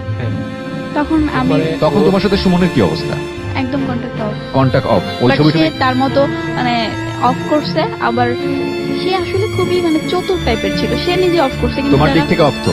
তোমার দিক থেকে অফ। এবং ছবি টবি পাবলিশ করা বা সাইবার ক্রাইমের জায়গাগুলোতে যাওয়া, এগুলো কি তখন আগে না পরে, মানে র্যান্ডমলি চলতেছে? সবকিছু চলতেছে, ওর সাথে কথা চলছে। তারপরে সেগুলো যখন যখন বলছে আমার ফ্রেন্ড, তারপরে ও আমাকে মানে জিজ্ঞেস করেছে যে বলে, তুমি তোমার বুকে হাত রাখো, হাত রেখে বললো যে do you still love me, এরকম বলছিল। তো আপনি কি বুকে মাথায় হাত রেখে বললেন? আমি দেওয়ালে রাখছিলাম। এটা তুমি কি আজকে ফার্স্ট জানলা? ওকে, তো দেয়ালে হাত রেখে প্রথমে দেওয়ালে হাত রাখছিলাম, বলে যে স্পিকার অন। পাশে আমার ফ্রেন্ড ছিল, তো পরে স্পিকার অন করো, আমি স্পিকার অন করলাম। বলে যে আমার ফ্রেন্ড ভাইয়া রাখে, ভাইয়া ও কি বুকে হাত রাখছে কিনা দেখেন তো। ও বলে দিচ্ছে যে না, ও দেয়ালে রাখছে হাত। তারপর কি হলো? তারপর ও বলে যে তুমি সত্যি সত্যি বুকে হাত রাখলে সমস্যাটা কি ছিল? আপনি টেনশন করেছেন যে না, ফাইজলামো করছিলেন। পরে আমি দেখি বুকে হাত রাখলাম, তারপর ও বলল যে আপনি, সেটা আমি সরাসরি সামনাসামনি বলবো এরকম বলছি। তো বলতে সামনাসামনি বললে তাহলে কখন মিট করা যায়? তো না, ও প্রথমে আগে জোর করছিল যে না এখানে বলো। আচ্ছা, আমি বলছি না এখানে না, আমি সামনাসামনি বলবো। তো বলে যে ও সামনাসামনি দেখা করেও বলতে পারে নাই, মানে ওর ভিতরে সেটা পরে আসতেছে। আচ্ছা, হ্যাঁ, সেটা পরে আসে না। মানে সামনাসামনি এখন ও দেখা করবে, ও দেখা করতে পারবে যে 1 সপ্তাহ পরে। তখন আমি বলছি যে 1 সপ্তাহ পরে আমার আবার সেমিস্টার ফাইনাল শুরু হবে, আমার মানে তখন যাওয়া পসিবল হবে না। তো যদি দেখা করতে চাও তাহলে কালকে দেখা করি। এর আগে কি দেখা হয়েছিল যার সঙ্গে? না, এর আগে দেখা একবারও দেখা হয়নি। ছবিতে দেখেছেন যে হ্যাঁ, ছবিতে দেখেছি। ছবিতে দেখছি। দুজন দুজনকে তখন দেখা ও হয়েছে? আমার ছবি দেখছে। দেখেছে, ওকে, আচ্ছা ফাইন। তারপরে গেলাম, এরপরে আমি বলছি যে কালকে দেখা করবো। আচ্ছা। তো বলছি যে কালকে দেখা করবো, এখন কালকে তো পসিবল না, প্রথমে এরকম বললাম। আমি বলছি, কালকে পসিবল না, এখন আমার তো এখন তো এক্সাম চলে আসতেছে, দেরি হয়ে গেল আমার। ওকে, তো পরে আবার আমি একটু না ওই লাবণ্যকে আমি মাফ করবেন প্রিয় শ্রোতা, কারণ অনেক বেশি ইন্টারাপ্ট করছি এই কারণে যে সম্পর্কের দিকে আমি যাচ্ছি বা যে ঘটনার দিকে যাচ্ছি সেখানে আমার কিছু বলার জন্য এদের এই সম্পর্কটা ইন ডিটেল জানা প্রয়োজন। কারণ এটা ভয়াবহতম একটা সত্য, যে সত্যটা হয়তো এই সম্পর্কটাকে আজকে এখানে এই স্টেজ থেকে শেষ করে দিবে। ওদের প্রেমের সম্পর্কটা অদ্ভুত সুন্দর একটা সম্পর্ক, কিন্তু চরম সত্যের আলোর যে ঝলকানি সেটা আসলে কতখানি ঝলসে দেয় এটাই হচ্ছে দেখার বিষয়, যেটা এই প্রথম রেজা আমাদের এই অনুষ্ঠানে রেডিওর মাধ্যমে জানবে ওর কাছ থেকে। যেটা হচ্ছে যে লাবণ্য, তুমি এই প্রশ্নটা ওকে কেন করছিলে যে ও তোমাকে লাভ করে কিনা? কারণ তুমি কি ওর প্রতি তখন দুর্বল হয়ে গিয়েছিলে? না, আমার মনে হয়তো যে ও ছেলে হিসেবে মানে অনেক মনের ভালো। চেয়ে বেটার। ও তো আমার ভালো চায়, সবসময় আমাকে সাপোর্ট করে। তো ও মেবি সাধারণত এই ধরনের সম্পর্ক থেকে মানুষ যখন কষ্ট পায় মানুষ আর কোনো সম্পর্কে জড়াতে চায় না। হ্যাঁ রাইট, আমিও জড়াতে চাইনি, মানে তাহলে আমিও তুমি ওকে চাইনি, কেন জিজ্ঞেস করছিলে? আমিও জড়াতে চাইনি, বাট ওই যে ওর আমার- ফ্রেন্ড সবসময় বলতো ও যে ওকে ওকে, ও আমাকে এখনো ভালোবাসে। তো আমার ফ্রেন্ডরাও বলতেছিল যে আচ্ছা তুমি যেটা ভুল করছো, মানে আমার ক্লাসমেটরা, সেটা মানে তুই তো এখন অনেক বড় একটা কষ্ট পাইছিস, তো রেজাল্টও দিয়ে দিছে, ভর্তিও হয়ে যাবি, তো এক কাজ কর, মানে তোর ফ্রেন্ড মানে রেজা যেহেতু তোকে ভালোবাসে, জিজ্ঞাসা করো ও তোকে এখনো ভালোবাসে কিনা। মানে দুই পক্ষ থেকে আমি যেটা বুঝতে পারছি যে Friend-রা ফ্রেন্ডরা অনেক আসলে support অনেক করতেছে। সাপোর্ট করতেছে এবং বুঝে করুক আর না বুঝে না করুক বুঝে এটা করুক। ক্ষতি করতেছে। ওকে, হ্যাঁ, তো রেজা কি হলো তারপরে? দেখা করলেন একদিন পরে? তারপর একদিন পর দেখা করলাম, বছর 3টার সময় আসতে হবে এখানে। তো আমি তো কখনো ওইদিকে যাই না, উত্তরায় আমি কখনো যাই না। ঢাকায় আসছে 1-1.5 বছর হয়েছে, কিন্তু উত্তরায় কখনো যাইনি। আচ্ছা, তো আমি ভাবলাম যে 1 ঘন্টা হাতে নিয়ে তারপরে রওনা দিব আর কি। তো আমার সাথে আমার একটা ফ্রেন্ড যাওয়ার কথা ছিল, কিন্তু দুর্ভাগ্যের কারণ ওর বাসায় চলে যেতে হয়েছে, সেজন্য আমি আমার আরেকটা ফ্রেন্ডকে সাথে নিয়ে গেলাম। তো পরে ও ওখানে আসতে 3টার সময়, আমি একের দিক থেকে 2টায় রওনা দিলাম। জি, তো 3টায় বের হবে। তো আমি আমার ফ্রেন্ড প্ল্যান করছি যে আমার ফ্রেন্ড হবে আমি আর ও হবো, এরকম মানে ওরা নাম চেঞ্জ করে। নাম চেঞ্জ করে ওকে ওকে ওর সামনে উপস্থাপন করতে হয়েছিল। ওকে, তো পরে গেলাম, গিয়ে দেখি যে যেখানে 3টায় ও 3টায় ঠিকই বের হয়েছে, কিন্তু আমরা আমাদের যেতে যেতে 4:30 বেজে গেছে। জ্যাম, সে প্রচুর জ্যাম। ওকে ওকে, তো ও তো মানে কিছুক্ষণ পর 5 মিনিট পর পরই কল দেবে, কোথায় কোথায় করে আসতেছে না, আসতেছে না। আমি বলছি যে হ্যাঁ আসতেছি, তুমি চোখ বন্ধ করে বিশ্বাস করতে পারো, আমি রিয়েলি আসতেছি। কারণ এর আগে যে একবার ও নাকি এই ধরনের ঘটনা আসবে আছে। বলে আসছিল না, সুমন, সেজন্য সুমন, ওকে, করতেছে। হ্যাঁ। তো আমি বলছি যে এরকম কিছু না, আমি রিয়েলি আসতেছি। তারপরে আসলাম, আসার পরে ওদের দুজন ওরা ইয়ে দিয়ে হাঁটতেছে, ওখানে মানে ফুলের দোকানের পাশ দিয়ে হাঁটতেছে। কোথায় সে জায়গাটা কোথায়? উত্তরায় রাজলক্ষ্মী। রাজলক্ষ্মী, ওকে, আচ্ছা, হ্যাঁ। তারপরে ও ফুলের দোকানের সামনে দিয়ে ও আর ওর ফ্রেন্ড হাঁটতেছে। তারপরে আমি রিক্সাতে আমরা দুজন রিক্সা থেকে নামবো। আমি রিক্সা চলা অবস্থায় ওকে দেখেছি যে ওরা দুজন। তো তারপর রিক্সা থেকে নামার পরে আমার ফ্রেন্ড বলতেছে যে তুই যদি টাকা দেস তাইলে রিক্সা ভাড়া দিবি, তুই দেস তাইলে মনে করি যে আমরা যদি প্ল্যানটা করছি এটা তাইলে ইয়ে হয়ে যায়, তো তুই টাকা আমি দিচ্ছি এরকম বলে আমার ফ্রেন্ড টাকা দিবে। তারপরে ওদের সামনে গেলাম, ওদের সামনে গিয়ে আমি বললাম যে আমি প্ল্যানটা আমি নষ্ট করে দিচ্ছি নিজে হাতে। আমি বললাম যে আমি রেজা না, আমি এরকম বলি না, আমি হচ্ছে ও রেজা আর আমি ওর ফ্রেন্ড। মানে আপনার ফ্রেন্ডকে আপনি রেজা বানিয়েছেন, তাই তো? হ্যাঁ।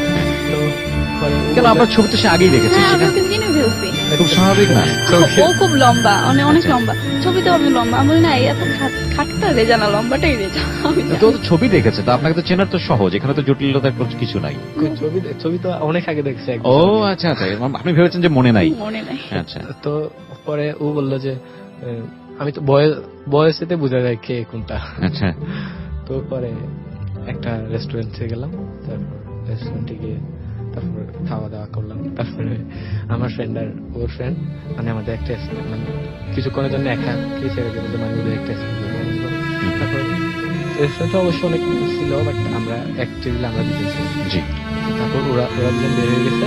তারপর ও বলতে যে কিছু বলবো, আমি বলছি আগে তুমি বলো, এ বলে যে আগে তুমি বলো, এরকম বলতে বলতে বলা হয়নি।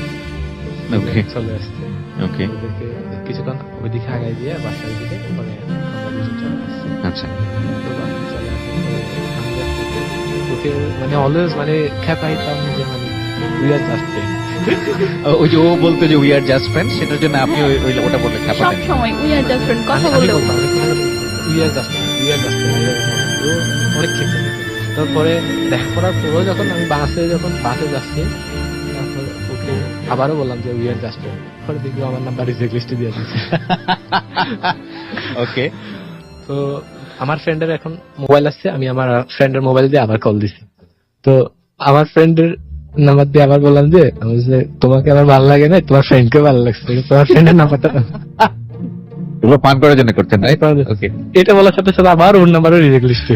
আচ্ছা এখন রিজেক্ট লিস্ট থেকে আর হয় না। পরে আবার রাতে 10টার দিকে রিজেক্ট লিস্ট থেকে করছে, ওকে ব্লক লিস্ট থেকে রিমুভ করছে। তারপরে আমি তো কল ট্রাই করতে আছি কিন্তু হ্যাঁ। বিজি। তারপরে এক সময় গেলা ঢুকলো ফোন, তারপর আবার কথাবার্তা বললাম। তারপর এর পরের দিন প্রপোজ করছি, তখন ও রিসিভ করছে। আচ্ছা এই একটা সামান্য কথা বলার জন্য এত প্রপোজটা আপনাকেই করতে হয়েছে।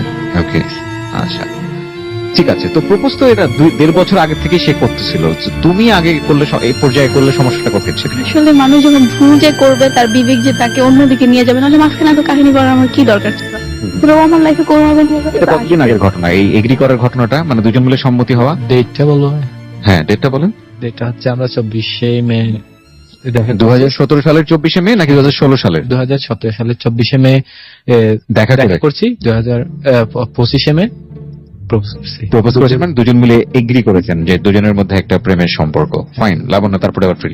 তারপর ওর আমি সবকিছু বলি যে ওই ছেলেটা আমার সাথে এরকম, মানে ও আমার সব ছবি টবি দেখে, ও আমাকে দেখায়, ওর ফ্রেন্ড সার্কেলও ছবিগুলো দেখে, কিন্তু ওর ফ্রেন্ড সার্কেল ওকে অনেক সাপোর্ট করে যে এসব কোনো ব্যাপার না, তোরা রিলেশন কর, এগুলো হতেই পারে, এগুলো কোনো ব্যাপার না।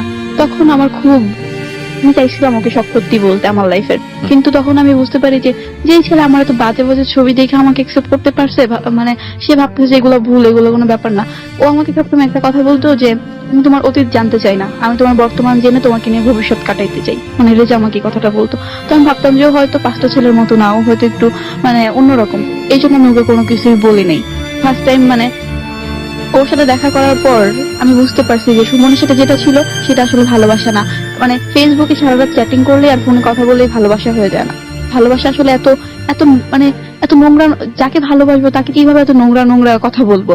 দিনের পর দিন রাতে কথা বলতেছি, চ্যাটিং করতেছি, এটাই ভালোবাসা? আসলে এটা ভালোবাসা না, হয়তো ভালোবাসা অন্যরকম। মানে আমি আমার ফ্রেন্ড সার্কেলকে, আমি আসলে বুঝতাম না যে আমি কি চাই, আমার চাওয়াটা কি, কিন্তু আমি দেখতাম আমার ফ্রেন্ড সার্কেল তাদের বয়ফ্রেন্ডের সাথে ঘুরতেছে ফিরতেছে, কোনো সমস্যা হলে তারা সাপোর্ট করতেছে, তাদের বয়ফ্রেন্ডরা বা ফিউচারে বিয়ে করবে এমন প্ল্যানিং করতেছে। তো আমি ভাবতাম কি যে ওরা যেটা করে সেটা ভালোবাসা, তা আমি এটা রেজার সাথে করতে পারি, সুমনের সাথে না। কারণ সুমন যেহেতু ওর বিবাহিত, তো সুমন ওর সাথে রেজার সাথে যোগাযোগ করে অনেক কল রেকর্ড দেয়, মানে সুমনের সাথে আমার যেসব কল রেকর্ড ও সেই সব শোনে। আচ্ছা কি ধরনের কল রেকর্ড ছিল এখানে? কল রেকর্ড আমি জাস্ট একটা শুনছি, সেটা হচ্ছে যে মানে সুমন ও মানে ওর নিজের রিয়েল লাইফটা করছে, মানে ওর যে বিবাহিত সেটা স্বীকার করছে। আর ও মানে আমি যেটা বুঝতে চাচ্ছি যে সুমন নিজেকে এখানে স্বীকার করছে না নিজেকে ভালো প্রমাণিত করে ওকে খারাপ প্রমাণিত করতে চাচ্ছিল আপনার কাছে, তাই কি? সে কল রেকর্ড গুলো সে কেন দিচ্ছিল আপনাকে? মানে সেগুলো তো আর পরে হচ্ছে, কিন্তু প্রথম যেগুলা কল রেকর্ডিং পাইছিলাম সেগুলোর মধ্যে ও সত্যি কথাই মানে বলে দিচ্ছিল ওকে, আর ও কান্না করতেছে, মানে কেনা করতেছে এগুলা। কিন্তু এগুলো আপনি কেন পেলেন? আপনাকে কেন দেওয়া হলো এগুলা? আমাকে আমি ওর মেমোরি কার্ড নিছিলাম, ওর মেমোরি কার্ডের মধ্যে ওর টিকগুলা করার জন্য নিছিলাম, কিন্তু আমি ওর ফুল মেমোরি কার্ডটা কপি করছিলাম। তো ওখানে যখন ফোল্ডার গুলো আমি একটা একটা চেক করতেছি, তখন ওই ফোল্ডারের ভেতরে আমি এই ফুল মেমোরি কার্ডটা কি আপনি ইন্টেনশনালি কপি করেছিলেন, নাকি মানে নিজে থেকে ইচ্ছা করেই কপি করেছিলেন, নাকি এমনিতে হয়ে গেছে এটা? আমি ইচ্ছা করে কপি, ইচ্ছা করে কেন? অল ফোল্ডার আপনাকে পার্টিকুলারলি একটা কাজের জন্য দিয়েছে? একটা কাজে বলতে আমি বলছি যে একটা ছবি আর না, আসলে কারণটা হচ্ছে ওর কাছে তখন ইয়ারফোন ছিল না, অ্যান্ড্রয়েড ছিল না, বাটন ফোন বাটন ফোন ছিল। আমি বলছি যে আমার তো সবসময় দেখতে ইচ্ছে করে, তো তোমার মেমোরিতে যে ছবি আছে সবগুলো ছবি আমাকে দিয়ে দাও, আমি যখন ইচ্ছা তখন। ওইখানে আপনি কিছু কল পান যেটা ওর কল রেকর্ডে ছিল। আচ্ছা, কিন্তু মানে তারপর সুমন আপনাকে কেন দেয় এই কলগুলা? সুমন আমাকে দিয়েছে যে মানে খারাপ নিয়ে এটা। এক্স্যাক্টলি, সেই প্রশ্নই ছিল আমার। হ্যাঁ, আমার বাবা তখন ঈদ থাকে সামনে, তো আমি বলি যে বাবা আমি কোনো ড্রেস নিবো না, আমাকে একটা ফোন কিনে দাও। আমার ছোট বোনও মানে ফোন চাই, তো বাবা আমাকে আরেকটা ফোন কিনে দেয়। তারপর আমি ফেসবুকে আবার নতুন ভাবে যাই, তো দেখি যে ও মোটামুটি সুমন সবকিছু চুপ আছে, কিন্তু সুমন মানে ইমোতে ওকে সব কল রেকর্ড দেয়, ছবি দেয়, ওরা সারা রাত চ্যাটিং করে, মানে ওরও অনেক আগ্রহ, আমার রেজারও অনেক আগ্রহ আমার বিষয়ে সবকিছু জানবে সে। তো সুমন মানে সবসময় প্রমাণ করতে যায় আমি কল গার্ল, আমি ভালো মেয়ে না, আমি ভালো মেয়ে হইলে সুমনের কাছ থেকে কেন চলে আসছি, কেন আবার রেজার সাথে সম্পর্কে জড়াইছি। না, কিন্তু সে এটা প্রমাণ করতে চায় না যে তারও ভুল আছে, সে সবসময় প্রমাণ করছে আমারই ভুল। তো সবকিছু জানার পর ও রেজা আমাকে একটা টাইমে বলে আচ্ছা এসব বাদ দাও, আমরা নতুন ভাবে রিলেশন করি, ও যা খুশি তাই করুক, সেগুলো আমরা আর দেখবো না। ওকে। ওর আসলে মূলত ইচ্ছা ছিল ও আমার সাথে থার্ড টাইম দেখা করবে, দেন ও আমার সাথে অনৈতিক কোনো সম্পর্কে জড়াবে, ওকে। কিন্তু আমি সেই সুযোগটা ওকে দেই নাই, এটাই ছিল ওর জেদ। কিন্তু একটা টাইমে যখন দেখলো যে ও আসলে কোনোভাবে পারবে না আমাকে ওর কাছে নিতে, তখন ও আমার ফ্রেন্ড সার্কেলের কাছে বলতো তোমাদের কলেজ তো আমি চিনি, কলেজের সামনে যে এসিড নিয়ে দাঁড়ায় থাকবো, ওর মুখে এসিড ছুড়বো, গাড়ি নিয়ে দাঁড়ায় থাকবো, ওকে গাড়ি চাপা দিব, বলতো কি যে ওর ছোট বোনকে কিডন্যাপ করে নিয়ে আসবো, তাইলে ও আমার কাছে চলে আসবে। সো এগুলো কি তুমি তোমার ফ্যামিলিকে জানিয়েছিলে যে এরকম? বলছি, আমার আম্মুকে বলছি, কিন্তু বাবাকে বলেছিলে? বলিনি, সাহস হয়নি বাবাকে বলার। তো মাকে বলার পর মা কি বলতো? আসলে আম্মু আমার মা বাবা কেউ শিক্ষিত না, এরকম যে কোনো স্টেপ নিলে ভালো হবে সেটা তারা বুঝতো না, তারা সবসময় মানে মান সম্মানের ভয় করতো। একটা জিনিস একটু চিন্তা করে দেখেন, বিশেষ করে ইয়াং যারা আছো, আজকের এই অনুষ্ঠানটা যারা শুনছো, বিশেষ করে 16-17 বছর বয়স যাদের, ক্লাস 9-10 যারা এই ফেসবুক চালাও বা এই ধরনের একটা বিপদগামী সম্পর্কের মধ্যে যাও, একটা সম্পর্কের জের ধরে পুরো ফ্যামিলিতে কত বড় রকমের একটা ইফেক্ট তৈরি হচ্ছে, এবং এটা কত ভীতিকর না? একটা ছেলে হুমকি দিচ্ছে অ্যাসিড ছুড়বে, এটা করবে ওটা করবে, এটা যখন বাবা মায়ের কানে আসতেছে, তো বাবা মা এটা নিয়ে কতটা টেনশনে থাকে, এবং এটা নিয়ে কোনো লিগ্যাল স্টেপও নিতে পারছে না, কারণ ওখানে বাবা মার কোনো সহযোগিতা আর নেই। আর যিনি এই কাজটা করছেন তার জন্য যদি বলি, দেখুন আপনি একটা জিনিস চিন্তা করেন, একটা হচ্ছে যে আপনি হয়তো কখনো এটা করবেন না, বা করলে তো এটাকে আপনি ডকুমেন্টস রেখে দিচ্ছেন, যে এই যে ফোনে আপনি এটা কারোর সঙ্গে শেয়ার করছেন যে ওকে এটা করবেন ওটা করবেন, এটার রেকর্ড যদি ফোনে থেকে থাকে, বা ফোনের রেকর্ড চাইলে এটা বেরো করা যাবে, এটা কোম্পানির কাছে ফোন দিলেই ফোন রেকর্ড পাওয়া যাবে। যদি আপনি এটা নাও করেন, অন্য কেউ যদি ওর ক্ষেত্রে এই ধ্বংসাত্মক কাজটা করে, আপনি কিন্তু ফেঁসে যাবেন। সুতরাং রাগ প্রকাশ করার জন্য আমরা এমন কোনো মাধ্যম বেছে নেব না যেটা আপনারই ক্ষতি করে। হ্যাঁ, যেটা বলছি আসলে ভাইয়া মানে ও যখন পোস্ট গুলা করতো, সেখানে সে আমার বয়সী মেয়েরাও কমেন্ট করতো, এ কেমন মেয়ে, নষ্টা মেয়ে, এ মেয়ের গাড়ি চাপা দিয়ে এটা করে ফেসবুকে, এটা মেয়েরা এসে ওরা আর উস্কানি দিয়ে দিত। ফেসবুকে আমাদের যেটা হয় যে ফার্স্ট ইমপ্রেশনটা আমরা অনেক বেশি কাজে লাগাই, মানে ফেসবুকে কারো নামে কোনো কমেন্টস গেলেই হোক বা কোনো কিছু গেলেই হোক, ধুমায়া সেখানে মানুষ আজে বাজে কমেন্টস করে, এবং এখানে বড় বড় সেলিব্রিটি থেকে শুরু করে সাধারণ মানুষ কেউই এই মানে ভুক্তভোগী, সবাই ভুক্তভোগী আমি বলবো। হ্যাঁ, এটা আমাদের একটা মানে বড় রকমের সমস্যা। এটা আসলে পার্সন টু পার্সন ধরে এটা ঠিক করা দরকার, সবাইকে সচেতন হতে হবে এই জায়গাটা আসলে। মানে সবাই, তাদেরও এক সময় বন্ধু ছিলাম, তারা তো জানতে পারতো যে আসলে সত্যি ঘটনাটা কেউ এত কি, ডিপে কেউ ঢোকে না, জানতে চায়, কেউ ডিপে ঢোকে না। হ্যাঁ, যা দেখানো হইতেছে ওরা তাই বিলিভ সেটাই বিলিভ করতেছে। করে, সেটাই বিলিভ তো আমি ঠিক আছে, ও যা খুশি তাই করুক, একটা টাইমে ও সব বন্ধ করে ফেলে। আমার রেজার সাথে খুব ভালো সম্পর্ক।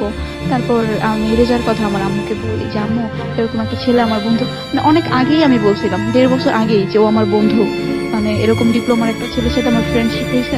আমার আম্মু মাঝে মাঝে বলতো আমি যেন ডিপ্লোমা করি, তো আমি বলছি আমি যদি কোনো সময় ডিপ্লোমা করি তাহলে ওর হেল্প দিতে পারবো।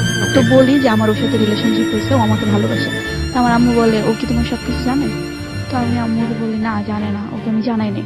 পরে বলছে কেন সবকিছু আজকে তুমি জানানো রেডিওতে হবে। কনফেস করবে?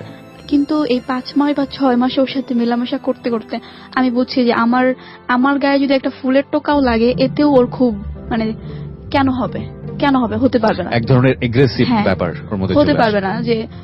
তো এই 5 মাস আমাদের ভিতর খুব ভালো একটা সম্পর্ক। আমি তুমি তোমার ফ্যামিলিকে এটা কেন জানালে? আমি একটা জিনিস একটু জানতে চাই, সেটা হচ্ছে যে মা কি ওকে অ্যাকসেপ্ট করেছে রেজাকে? দেখে নাই তখনও, আচ্ছা, কোনোভাবে আমি একটা কোর্স করতে ফার্মগেট আসবো, তো আমি আম্মুকে বলি যে আম্মু আমি তো ফার্মগেট যাবো কোর্স করতে, সেখানেও থাকে, Okay. তো আমাকে যদি তুমি ওই কোর্সটাতে ভর্তি করাও তাহলে আমি তোমাকে ওর সাথে দেখা করায় দিব। তো আমি ওই কোর্সটার ঠিকানা কোনো কিছু জানি না, তো যে না জানার, কোনো একটা জায়গাতে গিয়ে ওকে দেখা করিয়ে হ্যাঁ দিয়েছে দেখা করিয়ে দিছি। আচ্ছা তো সেদিন গার্জিয়ান সিগনেচার দরকার হয়, তো আম্মু সিগনেচার করতে পারে না, তো আম্মু বলে ও যেন সিগনেচারটা করে দেয়। মানে তখন আমার মনে হয়েছে যে আমার আম্মু ওকে ভালো লাগছে, তাহলে আচ্ছা। আম্মু কেন বলবে আমার গার্জিয়ান সিগনেচার ওকে করে দিতে।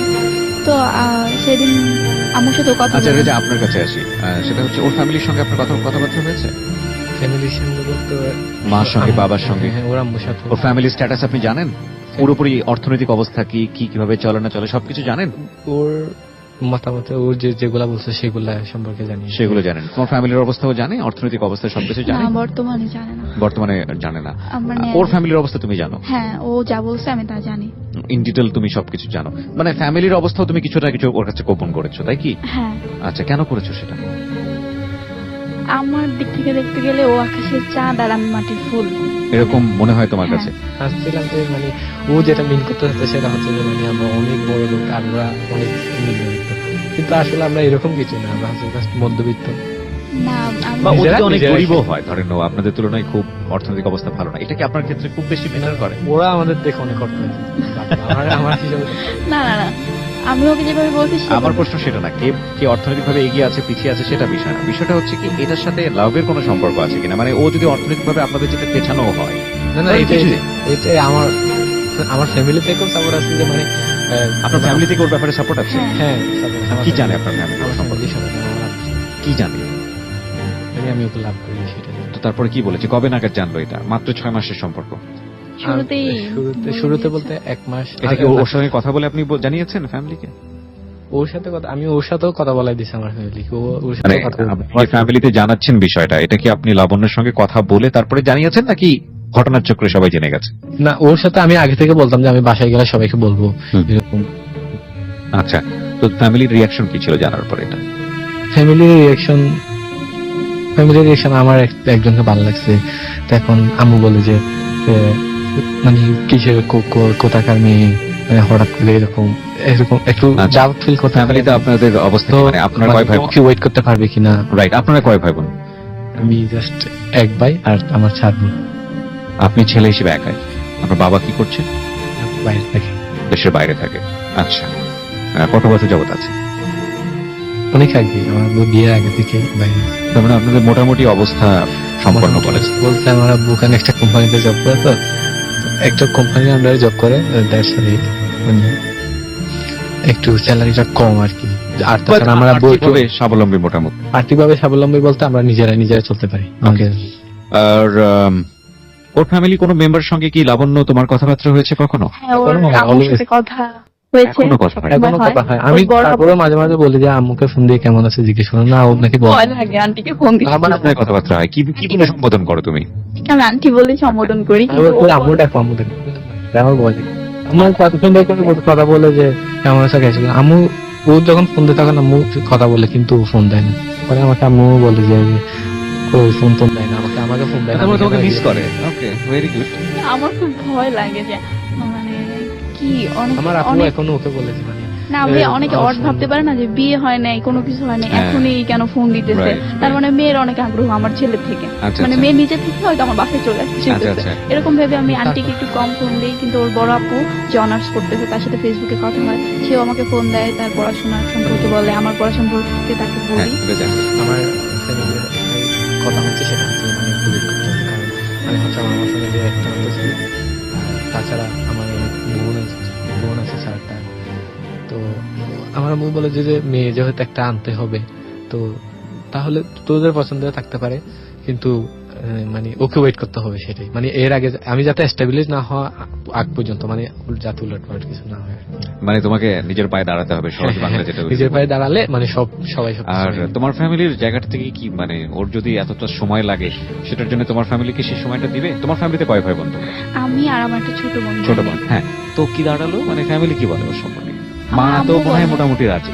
হ্যাঁ, আম্মু বলে যে তুমিও তো পড়াশোনা করবা, বাবা মা আমার ফ্যামিলি স্ট্যাটাস যেমনই হোক আমাকে পড়াশোনা করাবে, হুম। কারণ এই পড়াশোনা নিয়ে অনেক ধাক্কা আছে, পড়াশোনার জন্যই এত কিছু, পড়াশোনা করবা তো সমস্যা নাই, 4-5 বছর কোনো ব্যাপার না।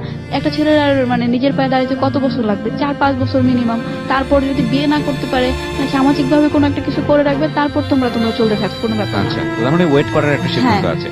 এখানে একটা বিষয় খেয়াল রাখার মতো যে ওদের যে অবস্থা সেটা পারফেক্টলি ওকে, মানে ফ্যামিলি থেকে ওকে। ওদের রিলেশনশিপের বয়স এক অর্থে রেজার কাছ থেকে 2 বছর হলেও কিন্তু দুজনের কাছ থেকে সম্মতিক্রমে খুব বেশি না, মাত্র 5 থেকে 6 মাস। মে মাসে যদি হয়ে থাকে আমরা 6 মাসের কাছাকাছি বলা যেতে পারে। সবকিছু ঠিক আছে। এখন আমরা যেখানে ফিরে যাব সেটা হচ্ছে একটা চরম সত্য। এই চরম সত্যে হ্যাঁ বলো বলো। আচ্ছা, ওটা তো বাসা থেকে বের হয়ে গেছিল। বাসা থেকে কোথায় বের? ও তোমার জন্য, আপনার জন্য বের হয়ে গেছিল? না, ওর আব্বু নাকি আব্বু আম্মুর মারছিল। সাথে মানে রাগারাগি করে বাসা থেকে বের হয়ে গেছিল। কিসের জন্য? ওই যে ও ফোন দিছিল, ও ফোন দিয়ে হ্যাঁ, ওই যে সুমন বাসায় ফোন দিছিল। আবার বাসায় ফিরে এসছো। It's not that much important. মানে যদি এবারে ইম্পর্টেন্ট, এটা নিয়ে তোমার কোনো ভূমিকা আছে এখানে বাসায় ফিরে নিয়ে আসার জন্য? হ্যাঁ, ও আমাকে আমার খালামণির বাসায় নিয়ে গেছিল। আচ্ছা, তো আমার খালামণির বাসায় নিয়ে মানে যাওয়া বাসা থেকে বের হয়ে গেছে। সেদিন শুক্রবার ছিল, আমি জুমার নামাজ পড়তে গেছে, এসে দেখি যে ওরা এতগুলা কল। তারপরে আবার তুমি কি ওকে নিয়ে ওর বাসায় ফিরিয়ে দিয়ে এসছো নাকি? আমার এমনিতে? খালামণির না, ও বাসায় বাসা থেকে বের হয়ে মানে বাসায় আর যাবে না, মানে সিদ্ধান্ত বুঝতে পেরেছি। তো তার মানে ওর খালামণির পরিবারও তোমার সম্পর্কে জানে? না, ওর জানে, এখন জানে বর্তমানে। এখন সবাই জানে। আমার মামারাও সবাই জানে, আমার নানা নানুও জানে, মানে আমার আম্মু সবাই যেই জানে। অতীতটা তুমি এখানে আজকে স্বীকার করবা সেটা কি তোমার ফ্যামিলি সবাই জানে? হ্যাঁ, অবশ্যই সবাই family জানে। সো এত বড়ভাবে জড়িয়ে গেছো তোমরা দুজন ফ্যামিলির জায়গাটা থেকে। রেজা, তোমার কাছে আমার প্রশ্ন, তুমি করেই বলছি বারবার, ওকে তুমি করে বলছি এই কারণে, তুমি ওকে কতটা লাভ করো? ও এখন আপাতমস্তক তোমার সামনে একটা মানুষ। তোমাকে যদি কখনো এমন কিছু জানতে হয়, এমন কিছু তুমি যেটা জানো যেটা ভয়াবহতম সত্য, অফকোর্স সত্য, তারপরেও কি তুমি ওকে লাভ করবে? যে প্রশ্নটা তোমাকে আমি শুরুতেই করেছিলাম, আবার সেই প্রশ্নটা করছি, বিকজ তোমরা লাভের একটা মেমোরির মধ্যে দিয়ে ছিলে, মনটা একটু নরম হলেও হতে পারে এতক্ষণে। তুমি কি মনে করো? এখন মানে আমি আসলে ওকে অনেক লাভ করি, যেখানে মনে করছে একটা তুমি কনফিউজ? আসলে আমি একটা কথা কি ওকে আগে থেকেও জিজ্ঞেস করছিলাম। ও সুমন আমাকে সবকিছু বলছিল, আমি বলছিলাম যে এগুলা কি সত্যি? ওরা বলছে যে না, এগুলা সত্যি না। আমি ওর প্রতি বিশ্বাস করছি। এখন এসে দেখা যাচ্ছে যে মানে হয়তো আমি গেস করতে পারতেছি আসলে ও কি বলবে। তুমি গেস করতে পারতেছো? হ্যাঁ, গেস করতে পারতেছি। তো গেসের জায়গা থেকে যদি সেটাই হয় তাহলে তুমি তাকে মানতে পারবে? আসলে আমার একটা ফ্রেন্ড বলছিল, আমার একটা ফ্রেন্ড ওর গার্লফ্রেন্ডকে লাভ করেছিল। এখন ওর গার্লফ্রেন্ড ওকে করে রিজেক্ট করে অন্য একটা ছেলের সাথে এখন লাভ করে। তো এখন ওর গার্লফ্রেন্ড আর ওই ছেলের সাথে কি হয়েছে, ফিজিক্যাল রিলেশন হয়েছে। এখন সেটা জানতে পারছে, আমার ফ্রেন্ড জানতে পারছে। তো এখন ও বলছে যে তো ওর গার্লফ্রেন্ড যদি কি মানে ফিজিক্যাল রিলেশন হয়েছে সেটা আমি জানি, কিন্তু ও যদি এখনো যদি ফিরে আসে তাহলে আমি ওকে লাভ করবো, কারণ আমার দিক থেকে আমার লাভটা রিয়েল ছিল। ওই যেহেতু ফিজিক্যাল রিলেশন করে, যেহেতু ফিরে আসছে, তাহলে আমি মানতে পারি। এটা ওর ক্ষেত্রে কেন? সেটা ওর ক্ষেত্রে। এখন আমি সেটা শোনার পর আমি বলতেছি যে আমিও তোকে লাভ করি, তাহলে আমি কেন সবকিছু মানতে পারবো? তোমার হার্ট কি বলে, তোমার মন কি বলে? এখানে আমার কথা বাদ দাও, যদি ওর চেয়েও, এটা তো ঠিক আছে তুমি এরকম কোনো কিছু গেস করছো, এর চেয়েও যদি ভয়াবহ কোনো কিছু হয় সেটা কি তুমি পারবে ওকে মানতে? সেটা আমি শোনার পর ডিসিশন। তো প্রিয় শ্রোতা, this is very much clear যে হি ইজ রিয়েলি কনফিউজ। এখন আমি লাবণ্য, আমি তোমাকে বলতে যাচ্ছি, এটা একটা রেডিও অনুষ্ঠান। Sometime we say, specially for my programs, যে this is something beyond entertainment. আমি জানি যে এখানে লাখ লাখ মানুষ এই মুহূর্তে কান পেতে আসে রেডিওতে এই সত্যটা জানার জন্য। But if you want to stop your self, like তুমি বলবা না, তুমি এখান থেকেই কুইট করতে পারো। তুমি যদি মনে করো যে না ভাইয়া আমি এখনো প্রিপেয়ার না, আমি বলবো না, আমি বললে ওকে হারাইতে হবে, আমার ফ্যামিলির সবাই এটা জানে, মান সম্মানের প্রশ্ন, আমি বলবো না। If you want to quit, you can quit right now. আমার অনুষ্ঠান এখানেই শেষ হোক, আমি কোনো আপত্তি করবো না। সেক্ষেত্রে মানুষ আমাকে অনেক বকা দিবে, but I am giving you the chance. হ্যাঁ, তুমি কি করতে চাও? বলতে চাই। Are you sure? অবশ্যই, আমি বলার জন্যই আসছি। ওকে, আসল কাহিনী এখন শুরু। তো তুমি শুরু করো একেবারে শুরু থেকে। শুরু করার আগে একটা কথা বলতে চাই, পাপকে সবাই যেন ঘৃণা করে, পাপীকে না। মানে হয়তো অনেক বেশি ইমোশনাল হয়ে যাব, বা তোমার যেভাবে বলতে ইচ্ছে করে বল। হয়তো অনেক বেশি ইমোশনাল হয়ে যাব, কিন্তু তবুও সত্যিটা তো বলতেই হবে। ছোট্টবেলা থেকে, একদম ছোট্টবেলা থেকে যে যা দেখে আসছি, যেভাবে বড় হয়েছি, সবকিছু জানাইতে চাই আজকে। আব্বু আম্মুর কাছে আগে সরি বলে নিতে চাই, কারণ তাদের মত ছাড়া আজকে বাসা থেকে বেরোইছি। আমার যখন 15 দিন বয়স মাত্র, তখন আমার জন্ম হয় কিশোরগঞ্জে। কিন্তু আমার বাবা আমাকে প্রচুর ভালোবাসে। যখন কিশোরগঞ্জ, বাবা ছিল ঢাকা আর আমার জন্ম হয় কিশোরগঞ্জ। বাবা যে দেখে যে কিশোরগঞ্জ তো কারেন্ট নাই, আমি প্রচুর কান্না করতেছি গরমে। তো বাবা সেই 15 দিন বয়সে আমাকে ঢাকায় নিয়ে আসে ট্রেনে করে, একা, মাকে ছাড়া, যে আমার মেয়ে গরমে থাকবে না, ও ঢাকা চলে যাবে, ঢাকায় কারেন্ট আছে, ওইখানে থাকবে, ওই গ্রামে ওকে ফালায় রাখা যাবে না, নিয়ে আসে। তারপর আমি আগে থাকতাম পুরান ঢাকায়, আমাদের প্রথম। কিন্তু আমার বয়স যখন 3 বছর বয়স, তখন পুরান ঢাকায় আমার বাবা আগে মতিঝিল ক্লাবে জব করতো। আমার বাবা আগেই বলছে, আমার বাবা মা কেউই শিক্ষিত না, মতিঝিল ক্লাবে জব করতো। তো আমরা মতিঝিল থেকে উত্তরা চলে যাই। আমার 3 বছর যখন বয়স, তখন আমরা উত্তরা চলে যাই। বাবা ওইখানে যেয়ে কি করবে, যেহেতু বাবা পড়াশোনা করে নাই, কোনো জবও করতে পারবে না। যেটা চরম সত্যি কথা, যে আমার যখন 3 বছর বয়স, তখন থেকেই আমি যেটা দেখছি, হয়তো বুঝছি অনেক পরে, তখন আমি আমার আম্মুর কাছে শুনছি যে আমার বাবা আগে টুকরি দিয়ে কিছু সবজি বিক্রি করতো। সেটা হয়তো হ্যাঁ, মতিঝিল ক্লাবে বাবা অনেক ভালো প্রফেশনে ছিল, কিন্তু উত্তরা যে কাউকে চেনে না, কিভাবে নিজের ফ্যামিলিটাকে চালাবে। এই জন্য ফার্স্টে আমরা যে একটা বাসায় থাকতাম, সেটা একটা খুপড়ি ঘরের মতো ছিল। কিন্তু যখন আমার বয়স 5 বছর, তখন আমরা একটা বাসায় যাই। সেটা একটা টিন সেট বাসা ছিল। তো সেইখান থেকেই আমাকে সবাই অনেক আদর করতো। আমি যেহেতু ছোটবেলা থেকে ওইখানে, আমার বাবার সেই 2 বছরে সবার সাথে পরিচয় হয়ে যায়। বাবা আস্তে আস্তে সেই একটা ভ্যান গাড়ি কেনে, তারপর সেই বাসায় থাকি। তো সেই বাসার বাড়িওয়ালা নানা 2 বছর সেই বাসায় যাওয়ার পর ফার্স্টে আমরাই ভাড়াটিয়া থাকি। তো আমার বাবাকে সেই বাসার ম্যানেজার করে দেয় যে তুমি এই বাসার দায়িত্বে থাকবা, আমি গুলশান থাকি, আমি এখানে আসতে পারবো না, তুমি তোমার ওয়াইফ আর তোমার বাচ্চা, যে তোমার মেয়েকে নিয়ে এখানে থাকবা। তো আমার বাবা তো একটা থাকার জায়গা তো হয়ে গেল। তো সেখান থেকে আমার বাবা তখন সবজির ব্যবসা করে ভ্যানে, আর আমরা সেই বাসায় থাকি। তো মাঝখানে বাবার আবার ক্লাবের জবটা হয়, বাবা সেটা ছেড়ে দেয়। বাবা কোনোভাবেই চাইতো না যে ভ্যানে করে সবজি বিক্রি করা, এটা বাবার একদমই হয়তো জীবন বাঁচাতে গিয়ে সেটা করছে, কোনো কাজই ছোট না, কিন্তু বাবা এটা চাইতো না যে হয়তো বড় হয়ে আমার মেয়েকে শুনতে হবে যে তরকারিওয়ালার মেয়ে, শুনতে হবে কথাটা, এটা বাবা কোনোভাবেই চাইতো না। বাবার ক্লাবে আবার জব হয়। তো বাবা অনেক রাত করে বাসায় আসতো, কিন্তু একদিন ক্লাবে অনেক ঝগড়া হয়, ক্লাবটা বাজে ছিল। তো সেখানে বাবা জব ছেড়ে দেয়, কারণ বাবার মাকে নিয়ে গালি দিছিল ক্লাবে। তো জব ছেড়ে নেয়। তো আমার বয়স তখন 7 বছর, আমাকে স্কুলে ভর্তি করে। হ্যাঁ, আমার বয়স 7 বছর, আমি অনেক বড় হয়ে গেছি, কিন্তু মনটা অনেক ছোট ছিল, বাচ্চাদের মতো। আমি 6 বছর বয়স পর্যন্ত ফিটার খেলছি, বাবা মার এত আদুরে ছিলাম। যা চাইতাম, হয়তো আমার বাবা মা পারতো না, তাদের সামর্থ্য ছিল না, কিন্তু আমাকে সবকিছু দিত, আমি যা চাইতাম তাই। এরকম ভাবে আমি ক্লাস 3 পর্যন্ত ওই স্কুলটাতে পড়ি। যে স্কুলে আমার বাবা মাকে ভর্তি করে, সেটা আমাদের এলাকার ভিতর অনেক অনেক টাকা পয়সা লাগে ওই স্কুলে ভর্তি হইতে। তো একটা আঙ্কেল উনি লন্ড্রির দোকান আছে, আমার আম্মুকে, আমার স্কুল ড্রেস যখন আমার আম্মু ওই লন্ড্রিতে দিয়ে আসে, আম্মুকে বলে আপনারা কি পারবেন আপনার মেয়েকে এই স্কুলে পড়াইতে, এত বড় স্কুলে যে দিচ্ছেন, মেয়ের টাকা পয়সার খরচ চালাতে পারবেন? তো আম্মু বলে যে পড়াশোনা কোনো ব্যাপার না, পারবো। বলে ভাই তো সবজি বিক্রি করে এই স্কুলের খরচ চালাইতে পারবে না, এর থেকে ভালো মেয়েকে কোনো সরকারি স্কুলে দিয়ে দেন, ওটা ছিল প্রাইভেট স্কুল। তো আমার আম্মু বলে না, মেয়েকে এই স্কুলেই পড়াবো। তো ক্লাস 3 পর্যন্ত ওইখানে পড়ায়। তারপর আমার বাসার কাছে একদম একটা স্কুল হয় নতুন হওয়ার পর, তো ওই স্কুল থেকে আমার বাসায় লোক আসে যে আপনার বাসায় একটা মেয়ে আছে, তো আমাদের স্কুলে দিয়ে দেন, আমাদের স্কুলে এখন ছাত্রী লাগবে। তো ওটা শুধু গার্লস মেয়েদের জন্য। তো আমাকে ওই স্কুলে নেয়, কিন্তু আমার দেখা দেখি বয়স অনুযায়ী ক্লাস একটু নিচে চলে আসে। আমি ক্লাস 3 এ পড়ি, তখন আমার বয়স অনুযায়ী আমার 4 এ পড়ার কথা, কিন্তু আমি 3 এ পড়ি, যেহেতু আমাকে অনেক দেরি করে স্কুলে দিচ্ছে, 7 বছর বয়স। তো আমাকে ওই স্কুলে আনে।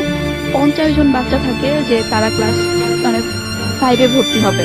তো আমাকে বলা হয় কি যে তুমি 5 এর ভর্তি পরীক্ষা এখানে যে পরীক্ষা দাও, তুমি যদি ফার্স্ট হতে পারো তাহলে তোমাকে 4 না পড়িয়ে 5 এ ওঠানো হবে।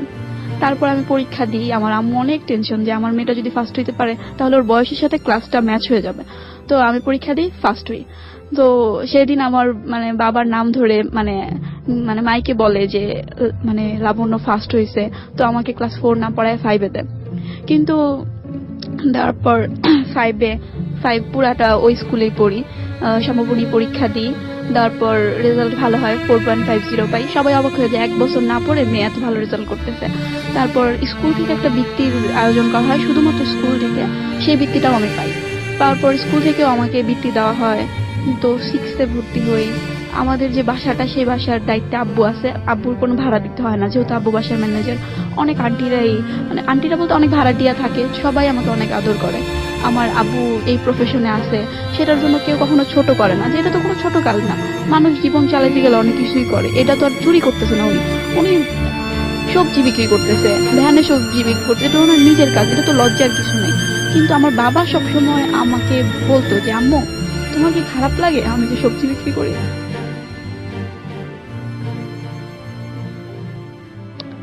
বুঝতাম না, বলতাম জানি না বাবা।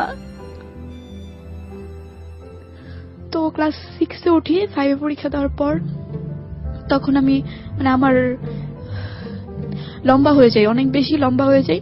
তো সেই মুহূর্তে সেই টিন সেট বাসাটা ভেঙে ফেলে ফ্ল্যাট করবে। ক্লাস 5-এ সমাপনী পরীক্ষার পর আমার ছোট বোনের জন্ম হয় পৃথিবীতে। আমি সবসময় চাইতাম যে আমি পুরা 10-12-11 বছর আমি একা, কোনো ভাই বোন নাই, আমার একটা ভাই বোন হোক, আমার বোন হয়। তারপর বলে যে 2টা সন্তান নিয়ে ঢাকা শহরে ভাড়া দিয়ে রাখার মতো অ্যাবিলিটি আমার নেই, তোমরা এই গ্রামে চলে যাও। তো আমার আম্মু বলে যে মেয়ের পড়াশোনা, মেয়ে তো 6-এ ভর্তি হয়েছে।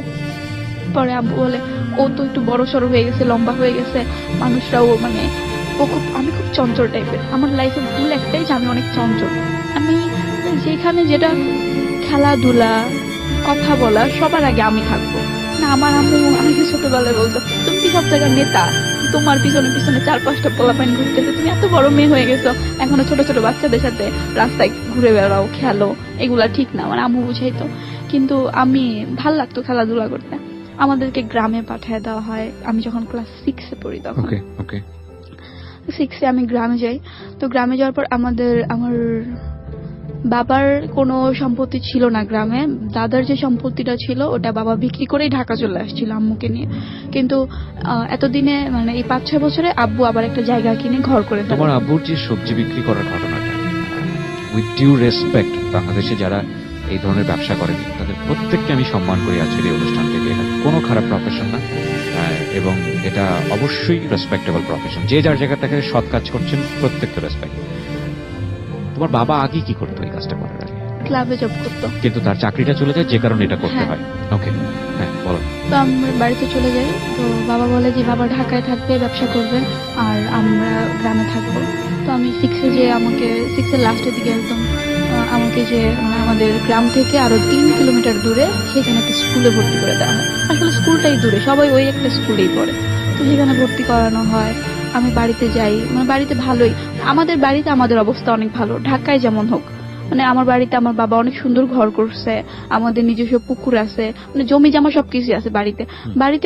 মানে কেউ দেখে বলবে না যে এরা গরিব বা এদের সামর্থ্য নাই, এমন ভাবে আমার বাবা চলাফেরা করে। তো বাড়িতে যাওয়ার পর আমার বাবা ঢাকা চলে আসে, মানে সব গোছগাছ করে আমরা বাড়িতে থাকবো। তারপর আমি ওই স্কুল ক্লাস 6-এ ওই স্কুলে থাকি। তো রোল ছিল মনে হয় 92, একদম লাস্ট সিরিয়ালে ভর্তি হই। পরীক্ষা দিয়ে ক্লাস 6 থেকে 7-এ উঠি, রোল হয় 12। মানে সবাই আমাকে দেখে চমকে যায় আস্তে আস্তে, যে এই মেয়ে তো মানে তেমন পড়াশোনা করে না, এত মনোযোগী না, সারাদিন খেলাধুলা করে, তবু ভালো রেজাল্ট করে। এই জন্য সবাই আমাকে সাপোর্ট করতে যাচ্ছে, পড়াশোনা করো। তো 7-এ ওঠার পর আমি দেখতাম কি যে এলাকার অনেক ছেলেরাই উকিঝুঁকি মারতো বাড়ির ভিতর। মানে অনেকেই স্কুলে যাচ্ছি রাস্তায় এসে ডিস্টার্ব করতো, মানে গান গাইতো, এটা ছুটতো ওটা ছুটতো। তো এমন হয়তো একটা ছেলে, একদিন আমি রাস্তাতে যাচ্ছি, সে আমার পায়ের সামনে গিয়ে থুতু মারছে, হঠাৎ করে থুতু মারছে। আমি কি করে চলে যাই, ঠাস করে একটা থাপ্পড় মারছে, এই থুতু মাল দিগান তুই। আমি তো খুব চঞ্চল টাইপের, তো কেন থাপ্পড় মারলাম এটা নিয়ে সে মানে জেদ, আমি ওকে কেন থাপ্পড় দিছি। তো আমার নানা নানু দাদু আছে, দাদা নেই, আমার একটা কাকা, আমার আব্বুরা 2 ভাই। তো আমার কাকা হচ্ছে জব করে, আমার কাকার পড়াশোনা আছে, সদরে জব করে। তো তখন থুতু মারার পর 7-এ পড়ি, অনেক ফ্রেন্ড সার্কেল হয়েছে, স্কুলের। গ্রামে আমি একদম গ্রামের মেয়েদের মতোই হয়ে যাই। মার্চের দিকে, হ্যাঁ, আমাদের বাসার পেছনে মানে আমাদের বাড়ির পেছনে একটা মাঠ ছিল। তো সেখানে আমার চাচাতো ভাই, ওর বয়স আমার থেকে 3-4 বছরের বড় হবে, আর আমি মানে র্যাকেট খেলতেছিলাম, মানে আমি র্যাকেট খেলতেছিলাম ওর সাথে। সেটা আমি হচ্ছে মানে আমাদের বংশটা হচ্ছে হুজুর মানে হাজি বংশ। তো আমার বড় কাকা একদম মানে আমার আব্বুর আপন ভাই না, কিন্তু আব্বুর চাচাতো ভাই, উনি হচ্ছে অনেক বড় মানে মাওলানা। উনি এসে দেখে ফেলে যে আমি একটা ছেলের সাথে র্যাকেট খেলতেছি। সেটা দেখে আমার বাবা যখন বাবা প্রতি সপ্তাহে সপ্তাহে গ্রামে যাইতো। তো পরের সপ্তাহে যখন গ্রামে যায় তখন বাজারে বসে বাবাকে বলে যে তোমার মেয়ে তো অনেক বড় হয়ে গেছে, ছেলেদের সাথে র্যাকেট খেলে। বাবা বলে যে বাবা ওনাকে বলে যে তো কি হয়েছে, খেলতেই পারে। তখন মানে বাবাকে কাকা অনেক শক করে, এটা ঢাকা শহর না, ঠিক আছে, মেয়ের 5 বছর ঢাকা শহর রাইখে আনছো, এটা ঢাকা শহর না, এখানে একটা লিমিটে চলাফেরা করতে হবে। তোমার মেয়ে লিমিট ছাড়া চলাফেরা করে, এর সাথে র্যাকেট খেলতেছে, ছেলেদের সাথে কথা বলতে বলতে স্কুলে যাইতেছে। আমার মনে কিন্তু তখন ওরকম কোনো ফিলিংস কাজ করতো না। আমি তখন বাচ্চা টাইপের, ভালোবাসা সম্পর্ক বিয়ে এগুলা নিয়ে আমার মাথায় কোনো সময় ঘুরতো না। তো তারা তো নেগেটিভ ভাবে নিত, নেগেটিভ পজিটিভ তখনও আমি বুঝতাম না। তো বাবা বাসায় এসে মানে বাবাকে খুব ভাবে রাগায় দেয়। বাবা বাসায় এসে কি করে, র্যাকেটটা নিয়ে আমাকে মারে, মানে র্যাকেট দিয়ে আমাকে মানে, আর র্যাকেটটা ভেঙে ফেলে। তো এই প্রথম তোমার গায়ে হাত তুললো? হ্যাঁ, প্রথম, ফার্স্ট টাইম, তাও অন্য কারো কথা শুনে। তো যে ছেলেটা আমাকে থুতু মারছিল আর আমি তাকে থাপ্পড় দিছিলাম, সে কি করে, এলাকার মসজিদে যে আমার নাম আর তার নাম লিখে দেয়। মানে নাম, আমার নাম লাবণ্য, তার নাম যেটা মসজিদে লেখে মানে দেয়ালে? মসজিদ দেয়ালে লিখে লাবণ্য প্লাস মানে ওর নাম লিখে। তো এটা যারা পড়তে পারে মানে এলাকার যে আরো বখাটে ছেলেরা, তারা হাসাহাসি করতেছিল, আরে ওদের ভিতরে প্রেমের সম্পর্ক আছে রে, এই জন্য নাম লিখে দিচ্ছে। তোমার মেয়ের নাম লিখছে দেয়ালে, মেয়ে হয়তো ওই ছেলের সাথে কোনো সম্পর্ক আছে। তো আসলে ওই ছেলের সাথে আমার কোনো সম্পর্ক, ওকে তো আমি দেখতেই পাই না, থাপ্পড় মারছি। তো ওই ছেলে আমার পিছন পিছন স্কুলে যায়। একটা টাইমে ওর বোন আমার সাথে পড়াশোনা করতো, ওর বোনের দিয়ে বলায় যে সে আমাকে ভালোবাসে। ওর বোন এসে আমাকে বলে তুমি আমার ভাইয়ের সাথে সম্পর্ক করো, গ্রামের ভাষায় তুমি আমার ভাইয়ের সাথে প্রেম করো। আমি জিজ্ঞাসা করছিলাম প্রেম কি, ওই দিনই মনে হয় লাইফে ফার্স্ট টাইম আমি প্রেম শব্দটা উচ্চারণ করি, যে প্রেম কি। তো ওর ভাই ওরে দিয়ে আমার কাছে একটা চিঠি পাঠায়। তো আমি এগুলো দেখে খুব হাসতাম, এটা নিয়ে আমি আম্মুকে দিয়েছি, আম্মু তো পড়তে পারে না, আম্মু এটা ফালাই দিয়েছে। তো এমন একটা সিচুয়েশন আসে, ওই ছেলেটা সবার কাছে প্রমাণ করার চেষ্টা করে যে তার সাথে আমার রিলেশন, কিন্তু আমার তরফ থেকে আমি আসলেই কিছু জানি না, মানে সে সবার সাথে এটা করতে থাকে। তো আমার কাকার কাছে একবার এই মানে এই ইনফরমেশনটা যায় যে যিনি চাচ্ছিল যে তুমি অনেক বড় হয়ে গেছো এই ধরনের কথাবার্তা, হ্যাঁ, বাবাকে তার কাছে, হ্যাঁ। রাগিয়ে দিয়েছিল। তারপর সেই বড় কাকা, আমার যে আপন কাকা, আমার বাবার ভাই, তার কাছে যে বলে যে মেয়ে বড় হয়ে গেছে, ওকে কিন্তু বিয়ে দিয়ে দিতে হবে। তো আমার কাকা আমার বাবাকে ফোন দিয়ে বলে যে এরকম এরকম হইতেছে, এরকম নাম লেখালেখি হইতেছে এলাকায়, তো তোমার মেয়ে অনেক সুন্দরী, আমি ছোটবেলায় আরো অনেক বেশি সুন্দর ছিলাম, তোমার মেয়ে অনেক সুন্দরী, ওরে রাখা যাবে না ঘরে, ওরে যাই করো বিয়ে দিয়ে দাও। আমি হয়তো গল্পটা একটু সংক্ষিপ্ত করে ফেলতেছি, বাট আমি যেটা হইতেছে আমার সাথে সেটাই আমি বলতেছি। জি নিশ্চয়ই। বাবা বাড়িতে আসে, এসে তারপর আমার দিকে তাকায়, বাবা অনেকক্ষণ কান্না করে যে আজকে আমার সামর্থ্য নাই দেখে হয়তো তোকে ঢাকায় রাইখা পড়াশোনা করাইতে পারতেছি না, বাট বাড়িতে তুই যেটা করছিস, একটা র্যাকেট খেলা খারাপ না, একটা ছেলে ফ্রেন্ড থাকা বা তার সাথে কথা বলা, তোর মতো বয়সী মেয়ে, সেটা খারাপ না। এমন হয়তো তুই অনার্সে পড়িস বা ইন্টার ফার্স্ট মানে ইন্টারে পড়িস, তখন একটা ছেলের সাথে কথা বলা মানে সে কে নেগেটিভ ভাবে নিতে পারতো যে ওদের ভিতরে প্রেমের সম্পর্ক আছে, কিন্তু ক্লাস 6-7 পড়া মেয়েরা প্রেম করবে, এটা আসলে ঢাকা শহরে হয়তো একসেপ্ট করবে না, কিন্তু গ্রামে এটা মানুষ ভাবতেছে। তো আমি বাবাকে কিছু বলি না, আব্বু আম্মু মিলে মানে চারদিকে দেখি কি যে মেয়েদেরকে দেখতে আসে, এরকম একবার আমার খালামুনিকে দেখতে আসছে। তো দেখতে আসলে কত সুন্দর সাজুগুজু করায়, আমি আসলেই কিছু বুঝতাম না। আম্মুকে এসে আমি জিজ্ঞাসা করতাম, আচ্ছা আম্মু সব মেয়েকে দেখায় এরকম দেখায় গরুর মতো সাজায়া? আমার কাছে ওই ব্যাপারটা অড লাগতো যে কোরবানির সময় গরুকে যেমন সাজানো হয় তারপর বাজারে নিয়ে দেখানো হয়, এরকম মেয়েদেরকে সাজিয়ে গুজিয়ে মানুষের সামনে হাঁটো তো মা, চুলগুলো দেখাও। তো এরকম যেদিন আমি আমার আম্মুকে বলতেছিলাম, আম্মু খুব কান্না করতেছিল। তখন আমি জানতাম না যে তার পরের দিন আমাকে দেখতে আসবে। তো সেদিন আমার বাবা তারপরের দিন আমাকে দেখতে আসবে সকালবেলা। আমার নানু আয়শা বলে যে তুমি গোসল টোসল করো, তোমাকে এক জায়গা থেকে দেখতে আসবে। আমি বলি মানে ওই আন্টিকে যে দেখতে আসছে ওরকম দেখতে আসবে? মানে আমি বলি না। পরে আমার আরেকটা বান্ধবী এসে বলে ওরা খুব ম্যাচিউরড হয়ে গেছে ওদের তরফ থেকে, কিন্তু আমি হই নাই। ওরা সবকিছু বোঝে, বিয়ে সাথে সংসার, ওরা গ্রামে থাকছে, ওরা বুঝতেই পারে, বাট আমার ভিতর আসে না। আমার আম্মু আব্বু কখনোই আমাকে বোঝায়নি যে একটা মেয়ের একটা সংসার হয় বা তার বিয়ে হয়। কোন রকমের নারী পুরুষের যে সম্পর্ক এসব আমাকে বোঝায় না, কিন্তু ওরা সবাই বুঝছে। তখন তুমি ক্লাস 7 এ? হ্যাঁ, ক্লাস 7 এ পড়ি, এসব আমি বুঝতাম না। সব মিলিয়ে তোমার 14 বছর বয়স, কারণ হ্যাঁ। 7 বছরে তুমি স্কুলে গেছো। না, তখন তোমার কত বছর? 13.5 বছর বয়স। 13.5 বছর, ওকে। তখন আমাকে দেখতে আসে একটা ছেলে, দেখতে আসে। সে ডিপ্লোমা পড়ে, সে ডিপ্লোমা কম্পিউটারে মেবি না মেডিসিনে পড়তো। তো সে তখন 2nd ইয়ারে পড়ে, আর আমি তখন অত ক্লাস 7 এ পড়ি। সে দেখে আমাকে মানে দেখে একটা ডায়েরি আর একটা কলম গিফট করে। সে যেহেতু শিক্ষিত, আর আমাকে বলে তোমাকে যে দেখাচ্ছে এটা কি তুমি বুঝতে ওই সময়টাতে, নাকি জাস্ট আমাকে সাজিয়ে গুছিয়ে নিয়ে যে দেখাচ্ছে?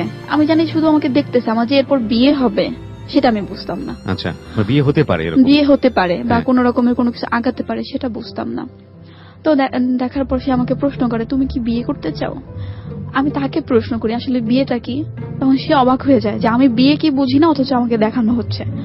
তো আমি পরে সে আমার আম্মু আব্বুকে বলে যে না, এই মেয়েকে বিয়ে করা পসিবল না, এই মেয়ে এখন অনেক ছোট। তার বাবা এসে আমাকে দেখে আমার বাবার সাথে অনেক বাজে বিহেভ করে। তারা শিক্ষিত ফ্যামিলি ছিল, যে মেয়ের এখন 18 বছর হয় নাই, 13.5 বছর বয়স বা 14 বছর বয়স, এই মেয়েকে কি বিয়ে দেবেন, পাগল হয়ে গেছেন? তো আমার বাবা বলে আচ্ছা এই সম্বন্ধ বাদ, আরো সম্বন্ধ আনো। মানে তারা কোনোভাবে চাচ্ছে আমাকে বিয়ে দিয়ে দেবে। তারপর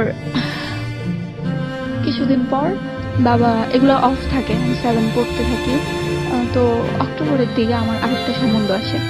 ততদিনে আমি গ্রামের সিচুয়েশন বুঝতে পারি যে হ্যাঁ, আমার বিয়ে, যে কোনো মুহূর্তে বিয়ে হয়ে যেতে পারে। যে কোনো মুহূর্তে আমার বিয়ে হয়ে যেতে পারে। সেটা হতে পারে শুধুমাত্র ওই ছেলেটার জন্য, ওই ছেলের নাম লিখছে দেয়ালে, কেন দেয়ালে নাম লিখলো, বা এলাকার ছেলেরা আমাকে দেখে কেন টিটকারি দিবে। টিটকারি কেন দিবে এটা তাদের ব্যাপার, আমার তো ভুল না। আমি তো জানি না এসব কি, কিন্তু আমার মা বাবা মানে সবসময় মান সম্মানের ভয় থাকতো যে এলাকায় কোনো কিছু রটে যাবে, মানে এটা হওয়ার আগেই তোমাকে পার করতে হবে। তোমার যদি বিয়ে হয়, হাজবেন্ড হয়, তাহলে তোমাকে কেউ কিছু বলতে পারবে না, তুমি একজনের ওয়াইফ থাকবা, তোমাকে কেউ বলতে পারবে না। তো আমি খুব গম্ভীর হয়ে যাই, আস্তে আস্তে খুব চঞ্চল থেকে খুব শান্ত হয়ে যাই। তারপর অক্টোবরে একটা মানে বিয়ের সম্বন্ধ আসে, একটা ছেলে দেখতে আসে। তখন আমি বুঝতাম যে বিয়ে আসলে বিয়ে হবে, সম্বন্ধ হবে। দেখতে আসে, তো ছেলেটা খুবই হ্যান্ডসাম থাকে, আমার চেয়ে অনেক বেশি সুন্দর থাকে, অনেক হ্যান্ডসাম। সেই ছেলেটা দেখতে ক্রাশ হবে না বা পছন্দ হবে না এমন কোনো মেয়ে নেই। দেখতে আসে, মোটরসাইকেল নিয়ে আসে, এমন ভাবসাব নিয়ে আসে, সে অনেক বড় লোক। তো দেখতে আসার পর আমার বাবা আসলে অনেস্টলি বাবা অনেক সুন্দর। বাবা শেপ টেপ করে বাইরে দাঁড়ায় থাকে। তো দেখতে আসার পর আমার বাবাকে ভাবে আমার বড় ভাই, ভেবে মানে ভাই বলে সম্বোধন ভাই করেছে। বলেই সম্বোধন করে। যেহেতু আমার বয়স অনেক কম, আমার বাবার কি এমন বয়স, তো বাবা বলে যে না, আমি মেয়ের বাবা। তো সে আসে, আমাকে দেখে, আমার নাম জিজ্ঞাসা করে, আমি কোথায় পড়াশোনা করি সেটা জিজ্ঞাসা করে। তারপর চলে যান। 2-3 দিন পর তার বাবা মাকে পাঠায়। তো আমার আন্টিকে যেভাবে দেখানো হয়েছিল একদম মজলিস ভর্তি করে, মা তোমার চুল দেখাও, হাঁটো, সেদিন আমাকে হাঁটতে বলা হয়। আর খুব বাজে লাগতেছিল, আমি নিতে পারতেছিলাম না, কান্না পাইতেছিল। কিন্তু কি করব, বাবাকে যখন বলি যে বাবা বিয়ে করব না বা এটা করব না, তখন আশেপাশের মানুষ বলতো কি, হ্যাঁ সম্পর্ক আছে, ভালোবাসে, মানে সম্পর্ক আছে, ভালোবাসে, এই জন্যই বিয়ে করবে না, নাহলে কেন বিয়ে করবে না। আমি যতই না করতাম যে আমি বিয়ে করব না, ততই তারা আমার উপর মানে চাপাই দিত যে ওর সম্পর্ক আছে, ও ওই ছেলের ভালোবাসে যার সাথে নাম লিখছে, নাহলে কেন বিয়ে করবে না। তো আমি কোনোভাবে বুঝাইতে পারতাম না যে আমি এটা বুঝি না বা এটা আমার পক্ষে এখন করা পসিবল না। কারণ আমার মানে যারা শুনতেছে তারা এখন হয়তো বলবে যে তোমাকে বিয়ে দিয়ে দিচ্ছে, তুমি কেন না করতেছো না। আমি বহুবার না করছি যে আমি বিয়ে করব। তারপর ওই ছেলে দেখে যায়, তার বাবা মাও দেখে যায়, খুব পছন্দ হয়। তখন তার বাবা মা জানায় যে তাদের ছেলে মানে ইন্টারমিডিয়েট কমপ্লিট করছে, তাদের ছেলে শিক্ষিত, আর আমি মাত্র ক্লাস 7 এ পড়ি। কয়েকদিন পর আমার ফাইনাল পরীক্ষা, তারপর আমি 8 এ উঠবো। তো আব্বু বলে যে হ্যাঁ, ছেলে দেখতে সুন্দর, বাড়ি ঘর দেখতে যায়। ছেলের বাড়ি ঘর দেখতে যেয়ে দেখে যে মানে তার খুবই গরিব, আমাদের তুলনায় অনেক গরিব। তাদের খুব ছোট্ট একটা ঘর, বেশি জায়গা নাই, মাত্র 3% জায়গার ভিতরে একটা ঘর। তো ঘর থেকে বেরোলে সামনে একটা মানে নর্দমার মতো, থাকার মতো কোনো পরিস্থিতি নাই। তাও কেন জানি আমার বাবা মানে, হ্যাঁ আমার বাবা মানে ব্যবসা করে, যে বাবার কিন্তু লাভ কম হয় না, বাবার ভালো টাকা ইনকাম হয়, বাবা কিন্তু আমাকে ভালোভাবে রাখতেছে। আমি মানে যে কোনো মার্কেটে গেলে বাবা আমাকে সবসময় বেস্ট জিনিসটা কিনে দেয়। বাবা হয়তো এখনো ভালো একটা প্যান্ট কিনে না, একটা জুতা কিনে না, লুঙ্গি পরে, কিন্তু আমাকে বাবা সবসময় বেস্ট জিনিসটা কিনে দেয়।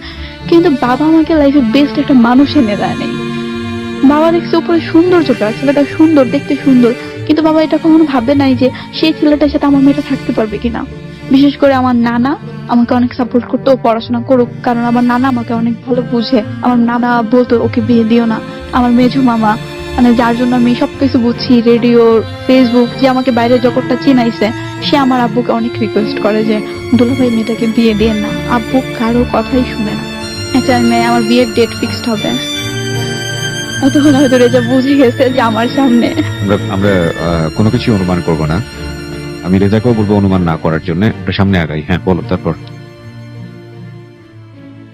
আমার বিয়ের ডেট ফিক্সড হবে, সেদিন আমাদের বাড়িতে অনেক মানুষ আসে, প্রায় 40 জন মানুষের মতো আসে তাদের তরফ থেকে। কত সালের ঘটনা এটা? 2013 লাস্ট দিকে, ওকে। অক্টোবরের 2 তারিখ মেবি বিয়ের ডেট ফিক্সড হবে। সেদিন বাসায় ওরা অনেকে আসে। তো আমার বাবা কখনো ভাবে নাই তারা এসে যৌতুক দাবি করবে। একে তো তাদের কোনো অবস্থাই ভালো না, আর এক হচ্ছে যে তাদের ছেলে দেখতে সুন্দর, এটা হচ্ছে তাদের হাতিয়ার। তাদের ছেলের তুলনায় আমি একটু ফর্সা কম, তাদের ছেলে একটু ফর্সা বেশি, তাদের এত সুন্দর ছেলে দিয়ে দিচ্ছে। তার মানে বিয়ের আগে তার বাবা মা মানে এমন করতেছিল যে আমার বাবার যে একটা ছেলে সন্তান নাই, এটা হয়তো আমার বাবার একটা ব্যর্থতা। এমন করতেছিল যে বিয়ের পর তাদের ছেলেটাকে আমার বাবাকে দিয়ে দিবে। মানে ওনাদের 5, মানে আমার যে ছেলে সাথে বিয়ের কথা হচ্ছে তারা হচ্ছে 5 ভাই। তো ও হচ্ছে সবার ছোট ছেলে। আব্বু বলে যে দেখো আমার তো ছেলে নাই, আমার যতটুকু জমি জমা আছে, আমি ঢাকা শহরে যাই করি না কেন, বাড়িতে তো আমার অনেক কিছু আছে, সবকিছু তুমিই পাবা। মানে ছেলের সাথে আলাদাভাবে কথা বলে যে সবকিছু তুমিই পাবা, কিন্তু শর্ত একটাই, আমার মেয়েকে পড়াশোনা করতে দিতে হবে। আমার মেয়ে পড়াশোনা করবে, আমরা পড়াশোনা করি নিয়ে লাইফে, এই জন্য আমার মেয়ে পড়াশোনা করবে। আরেকটা কথা বলি যে যখন আমি মানে একটু পিছনে ফিরতে চাই, যখন আমাকে নিয়ে গ্রামে এত বাজে একটা পরিস্থিতি তৈরি হয়েছিল যে আমি ছেলের সাথে র্যাকেট খেলি বা আমার নাম লেখা হয়েছে, তখন আমার একটা কাজিন ছিল, সে অনার্স পড়ে তখন। তো আমার আব্বু আম্মুর ওই ছেলেটাকে অনেক বেশি পছন্দ ছিল, মানে তাদের মেয়ের জামাই হিসাবে। তো আমার আম্মু বা আমার নানু হয়তো তার বোনকে যে বলে যে লাবণ্যর জন্য তোমাদের ভাইয়ের সাথে কি বিয়ে দেওয়া যায়। তো তার বোন, সেই আমার কাজিনের বোন আর কি, একদম আমার নানুর সামনে, আমার আব্বুর সামনে একটাই কথাই বলে যে এটা আমার লাইফের চ্যালেঞ্জ। বলে যে আমার ভাই কি পালতেছি তরকারিওয়ালার মেয়ের জন্য। পাপা যেটা অনুমান করছিল সেটাই ঘটে। সেদিন আমার বাবা খুব শখ হয় যে আমার মেয়ে পড়াশোনা করবে। আজকে ওর ভাই অনার্সে পড়ে, এই জন্য ওই কথাটা বলতে পারছে। আমার বাবা খুব শখ পায়। তারপর আর সেই বিয়ে নিয়ে কোনো কথা হয় না। আমার অন্য জায়গায় তো বিয়ে ঠিক হচ্ছে, মানে বাবা চাইছিল যে ওই আমার কাজিনের সাথে আমার বিয়ে হোক। রাইট। এবং যে ছেলেটার সঙ্গে কথোপকথন চলছিল সেখানেও তোমার বাবা বলেছিল যে তোমার যেন পড়াশোনা কন্টিনিউ করে। হ্যাঁ, তারপর কারণ বাবা শক পাইছে তার মেয়ে পড়াশোনা, মানে সে এমন ভাবে বলে যে আমার ভাই পালতেছি তরকারিওয়ালার মেয়ের জন্য, যেই মেয়ে মাত্র ক্লাস 7-এ পড়ে, এখনো জিএসসি পরীক্ষা দেয় নাই, সেই মেয়ে আমার অনার্স পড়ে, ভাই তার সাথে কেন বিয়ে দিব। আমার খুব ছোট ভাবে দেখে। তো বাবা সেদিনই চ্যালেঞ্জ হিসেবে নেয় যে আমার মেয়ে পড়াশোনা করবে। কি ভাইয়া জানেন, মানে আমার বাবা প্রতিটা পদে পদে পড়াশোনার জন্য ছোট হয়েছে। বাবার মুখে আমি শুনছি যে বাবার বাড়ির দলিল নিয়ে তার ভাইদের কাছে যেয়ে বসে থাকতে হতো, চাচাতো ভাইদের কাছে। একটা দলিল দেখে দিলে দিত না, তারা দিতে চাইতো না, যে দলিলটা একটু পড়ে দাও, দিতে চাইতো না। এই জন্য বাবা চাইতো যে তার মেয়ে পড়াশোনা করুক, তার মেয়ে মানে তার জন্য কারো কাছে না যাইতে হয়, কোনো একটা কাগজ নিয়ে যে পড়ে দেন তো ভাই।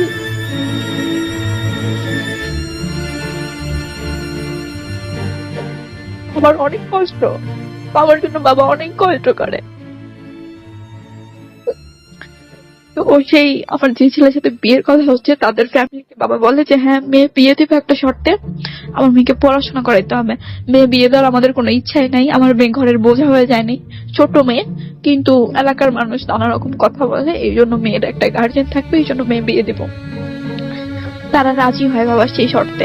ইভেন তারা বলে যে কোন একটা এগ্রিমেন্ট করে রাখতে, মানে একদম কাগজ কলমে লিখে রাখতে যে মেয়ে বিয়ের পর পড়াশোনা করবে। বাবা বিশ্বাস করে, কোনো কাগজপত্র করে না, বলে ঠিক আছে মেয়ে বিয়ের পর পড়াশোনা করলে ছেলের তো আর কোনো ক্ষতি হচ্ছে না, ছেলের ভবিষ্যতে ছেলের বউ পড়া, আর ছেলে যেহেতু ইন্টারমিডিয়েট কমপ্লিট, ছেলের বউ পড়াশোনা করবে, এটাই তো স্বাভাবিক। আর আরেকটা শর্ত, মেয়ে আমার বাসায় থাকবে, মেয়ে শ্বশুর বাড়ি যাবে না। মেয়েকে আমার বাসায় রাখবো, মেয়ে আমার বাসায়, আমার ছেলে নাই, দরকার হইলে মেয়ের জামাই আমার বাসায় এসে থাকবে, কিন্তু আমার মেয়ে কারো বাড়িতে যাবে না। যেহেতু বাবা ওই বাড়ির মানে পরিবেশ দেখে আসছে যে ওইখানে যে আমি থাকতে পারবো না, ওইখানে থাকার মতো আসলে পরিবেশ নাই। তো তারা সব শর্তেই রাজি হয় যে হ্যাঁ আপনি যা বলবেন তাই হবে। তো আমার বিয়ের ডেট ফিক্সড করতে এসে তারা 50,000 টাকা যৌতুক চায়, যে বিয়ে হবে 50,000 টাকা যৌতুক দিতে হবে, মেয়েকে এক বুড়ি স্বর্ণ দিতে হবে, মানে ছেলের বাড়িতে সব ফার্নিচার দিতে হবে। তখন আমার মামা মেজো মামা মস্করা করে বলে যে বাড়িতে তো ঘরই নাই, ফার্নিচার নিয়ে কই রাখবেন, মানে এমন করে বলে। তো সেখানে অনেক বড় ঝগড়া হয়, তাহলে মেয়ে কেন বিয়ে দিচ্ছেন। কিন্তু আমার বাবার ওই যে ছেলে এত সুন্দর, ছেলের কথাবার্তা খুব ভালো, এই জন্য ভালো লেগে যায়। তা বলে আচ্ছা ঠিক আছে আপনারা যা চান তাই দিব। তো বাবা বিয়ের ডেট অক্টোবরের 23 তারিখ ফিক্সড হয়। তখন আমাকে আর স্কুলে যেতে দেয় না, অথচ মানে নভেম্বরের 2 তারিখে আমার ফাইনাল এক্সাম ছিল। আমার পড়াশোনা মানে টোটালি অফ। আমি বাবাকে বলি বাবা আমার তো সামনে পরীক্ষা। বাবা বলে আচ্ছা বিয়ের পর পরীক্ষা দিয়ে কোনো সমস্যা নেই, পড়াশোনা একদম অফ। বাড়িতে আমি আমার বাবা আমার একমাত্র ছেলে, যেমন আমি আমার মানে দাদুর বংশে আমি সবার বড় মেয়ে। আমার মানে যে কাকা আছে সে ছোট, তার 2টা ছোট ছোট বাচ্চা, আর আমি আমার নানুর বংশ বড়, নাতিদের ভিতর আমি সবার বড়। তো খুবই আনন্দ উৎসব করে বিয়ে হবে। তা আমার মনে বিয়ে কি জিনিস, বা আমার কার সাথে বিয়ে হচ্ছে, কে আমাকে নিয়ে যাবে, কে আমার সারা জীবনের সঙ্গী, কোনো কিছু ফিল হইতো না। আমি শুধু তাকায় তাকায় দেখতাম আমার সাথে কি হইতেছে। মুখ খুললে প্রচুর মার খাইতাম, মাও মারতো বাবাও মারতো, পারলে আমার কাকা এসেও আমাকে মারতো। এত অত্যাচার করতো আমাকে, কিছু বলতে পারবে না তুমি, তোমার সাথে যা হবে তোমার একসেপ্ট করতে হবে। তারপর বিয়ের ডেট ফিক্সড হয়। বিয়ের আগে সেই ছেলে আমার সাথে কথা বলতে চায়, তো সেই ছেলের নাম্বার আমাকে দেয়। তো বলে তুমি কি বিয়েতে রাজি? আমি বলে আমি জানি না, আমার বাবা মা যা বলে তাই হবে, আমি আসলে কিছুই জানি না। তো এমন করে ডেট আগে আসে, সবাইকে ইনভাইট করা হয়, সবাই আসে বাড়িতে। অনেক মানে আমাদের গ্রামে এট দ্য ফার্স্ট টাইম আমার বিয়ে এত জমজমাট ভাবে হয়। আমার বাবা সেই 400 মানুষ দাওয়াত দেয়। ওইখানে আমার বাবার কমপক্ষে 4 থেকে 5 লাখ টাকা ওইখানে নষ্ট হয়। বাবার একটা মানে ব্যাংকে বাবা কিছু টাকা জমাইছিল, সেখান থেকে বাবা টাকা নিয়ে ওদেরকে যৌতুক দেয়, প্লাস অনুষ্ঠান করে। মানে বিয়ের 7 দিন আগে আমাদের কোর্ট ম্যারেজ হয়, যেহেতু আমার বয়স কম, মানে আমার বয়স অনেক কম, আর ওর বয়স তখন 18 ছিল, আমার বয়স ছিল 14। তো কোর্ট ম্যারেজ যেদিন হয়, মানে বিয়ের 7 দিন আগের ঘটনা, ডেট ফিক্সড হওয়ার পর যেদিন আমরা কিশোরগঞ্জ সদরে যে কোর্ট ম্যারেজ করি, সেদিন যখন সাইন করতে দেওয়া হয়, আমি সাইন করতে পারি কিন্তু ছেলে সাইন করতে পারে না। কিন্তু তারা বললে, তারা কিন্তু জানাইছিল যে তাদের ছেলে ইন্টারমিডিয়েট কমপ্লিট, মানে এটা মিথ্যা ইনফরমেশন ছিল। ইনফরমেশন, তাদের ছেলে টিপ সুই দেয়। সেটা দেখে আমার মামা অনেক বেশি শকড হয়, যে সুন্দর ছেলে দেখে আমার ভাগ্নিকে বিয়ে দিবেন, আমার ভাগ্নি পড়াশোনায় ভালো, ওর কোনো কিছুই খারাপ না, তো একটা অশিক্ষিত ছেলের সাথে কেন বিয়ে দিবেন? আপনি আপনার মেয়েকে শিক্ষিত করতে চান, ছেলে অশিক্ষিত, এটা কি? এই জন্য আমার মামা আর আমার বাবার ভিতরে অনেক ঝগড়া হয়, তার জন্য আমার অনেক মাইর খাইতে হয়, যে আমিও মানে মামার পক্ষ নিয়ে কথা বলি যে আমি বিয়ে করব না। তো মামা তখন বলে যে তুমি ঢাকা চলে আসো আমার সাথে, কিন্তু বাবা মাকে ছেড়ে আসবো, পরবর্তীতে কি হবে এই চিন্তা করে আর মামার সাথে ঢাকায় আসা হয় নাই। তো সবকিছু জেনে যে ছেলে অশিক্ষিত এটা জেনেও বিয়ের দিনে 22 অক্টোবর গায়ে হলুদ ছিল। 23 অক্টোবর সকাল থেকে বাড়িতে অনেক মানুষ আসতেছে, আমার বিয়ে, মিউজিক বাজতেছে, আমার আম্মু আমার চোখের দিকে, আমার মুখের দিকে তাকায় আছে, আমার মেজো খালামণি যাকে আম্মুর চেয়েও বেশি ভালোবাসি, সে তাকায় আছে যে একটু একটা বাচ্চা মেরে বিয়ে দেওয়া হইতেছে। একটা সত্যি ঘটনা বলতে চাই যে তখন আমার যে বয়স, তখন শারীরিক পরিবর্তনটা আমার ভিতর আসে নাই, সেই মুহূর্তে আমাকে বিয়ে দেওয়া হইতেছে। দোষ একটাই, আমি চঞ্চল ছিলাম, আমি মিশুক ছিলাম সবার সাথে। আমার খালামুনি মানে আমার আম্মুকে বলে যে ও কিভাবে সংসার করবে, ও কিভাবে ওর হাজবেন্ডের সাথে থাকবে, ওর তো এখনো কিছুই হয় নাই, ও কিভাবে থাকবে, ও কি কোনো ভাবতে পারবে? আমার আম্মু বলে জানি না কিছু, ওর বাবা যা বলে তাই হবে। তারপর বিয়ের দিন, আগে তো কোর্ট ম্যারেজ হয়েছে, তারপর বিয়ের দিন আমার কাজী আনে, মানে যেহেতু অনেক বড় অনুষ্ঠান, কাজী আনে, আমার সবাই আছে, আমার খালাতো বোন আছে, আমার খালাতো বোন আমার কাছে এসে বসে অনেক কান্না করে যে আপু তোমাকে দেখে ভাবতাম যে আমি লাইফে অনেক পড়াশোনা করবো, তো তোমার বিয়ে হয়ে যাইতেছে, আমি কি পড়াশোনা করতে পারবো? এরপর আমাকেও বিয়ে দিয়ে দিলাম। কিন্তু ওর এখনো বিয়ে হয় নাই, এটা ওর ভাগ্য। তারপর বিয়ে হয়, কাজে এসে বিয়ে পড়ায়। আমার যে হাজবেন্ড সে আসে মানে তুলে দেওয়ার সময়, মানে মানে যেহেতু অনুষ্ঠান হইতেছে, বাবা বলছিল আমি তাদের বাসায় যাব না, কিন্তু যেহেতু অনুষ্ঠান হইতেছে শ্বশুর বাড়িতে তো একদিনের জন্য হলেও যাইতে হবে। তো আমার মা তার হাতে আমাকে যখন তুলে দেয়, তখন আমার মা অনেক কান্না করে যে আমার মাত্র মেয়ে, আমার ছোট বোন অনেক ছোট, 3 বছর বয়স মাত্র তখন ওর। অনেক কান্না করে আম্মু। আর বাবা, আমার বাবা খুব পাগল জানেন, মানে বাবাই আমাকে বিয়ে দিতেছে, অথচ বাবাই দেয়ালের সাথে মাথা, মানে মাথা ইয়ে করে মাথা ফেটে বাবা নিজেই অজ্ঞান হয়ে গেছে। যে কি করছে, মানে আমি যখন কবুল বলছি তখন মনে হয় আমার বাবার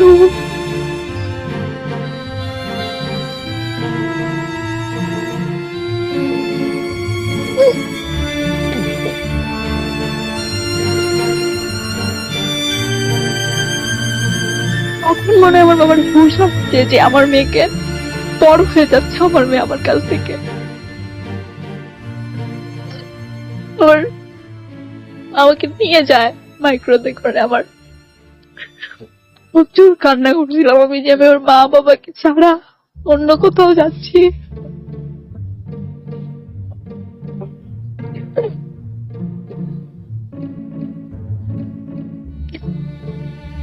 সবাই খুব শক্ট হয় যে এতটুকু একটা মেয়ের সাথে কি হইলো। তবুও সবার একটাই দোয়া থাকে যে যে কারণে মেয়েটাকে বিয়ে দেওয়া হয়েছে, যে মেয়েটা ভালো একটা পরিবেশে পড়াশোনা করবে সেটা যেন হয়। আচ্ছা যা ভুল হয়েছে হয়েছে, বিয়ে হয়ে গেছে, তাতে কি হয়েছে, মেয়ে পড়াশোনা করতে পারবে, এটাই তো অনেক কিছু। ভালো একটা পরিবেশে থাকবে, কেউ কিছু বলবে না।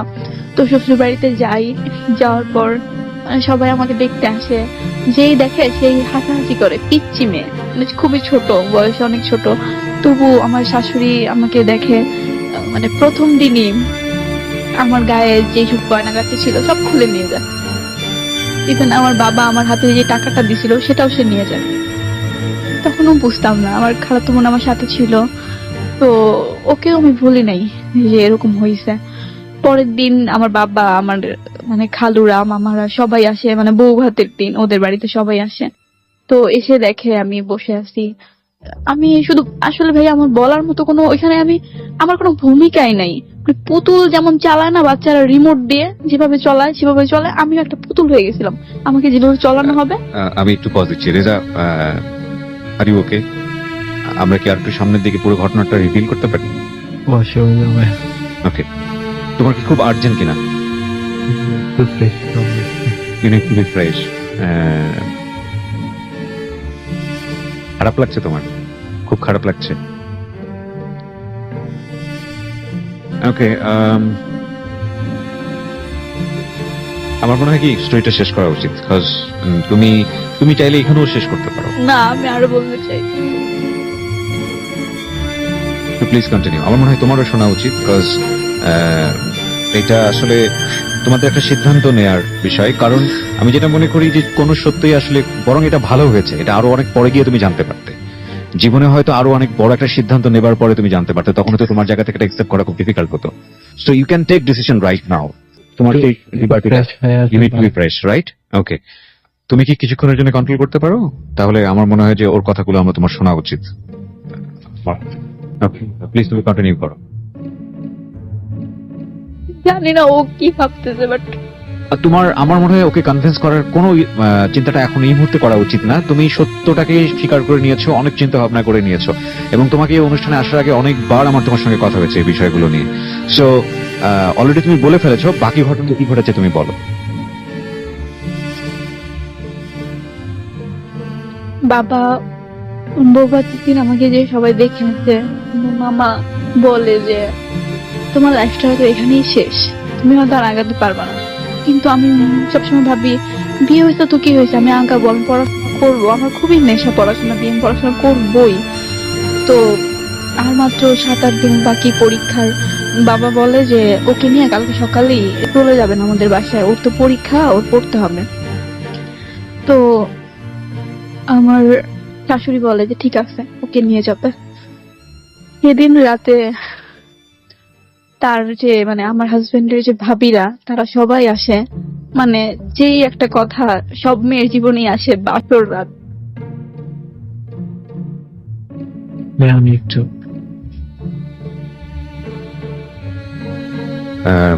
want to deny the situation really, because washroom বলতে মানে কি তুমি এই সিচুয়েশনটা নিতে পারতেছো না, তাই তো? বিষয়টা কি আমরা ক্লিয়ার করো রেজা, আমার মনে হয় যে তোমার এটা ক্লিয়ার করা উচিত। ওকে, আমরা সে পানির ব্যবস্থা করতেছি। ওকে, এখান থেকে কাউকে বলে একটু পানির ব্যবস্থা করতে হবে। তোমার কি আমি তোমাকে কিছু কথা বলবো যেগুলো হজম করাটা তোমার জন্য খুব ডিফিকাল্ট হবে। তুমি কি এত গল্পটা শোনার পরে তুমি যে আচরণটা করতেছো, তুমি ওকে অসম্মান করতেছো, তুমি এটা জানো? ইফ ইউ রিয়েলি লাভ, তোমার হাতটা ধরা উচিত ছিল, তোমার ওর পাশে দাঁড়ানো উচিত ছিল। You don't have that kind of guards. তোমার বয়স কত? 19।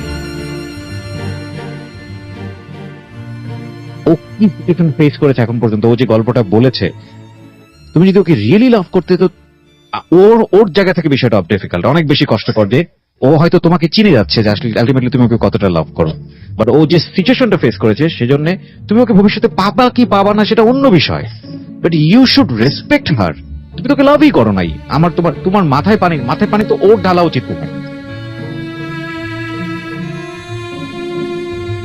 ভাইয়া ও কিছু বললেন না, ওর কোনো দোষ নাই। সব ছেলে হয়তো এমন যে একটা মেয়ে বিয়ে হইলেই হয়তো তার সব শেষ, মানে ভার্জিনিটি বলে একটা কথা আছে না, মানে এখনকার যুগের ছেলেদের তো একটা মেয়ের ভার্জিনিটি তার লাইফে কিছুই নেই।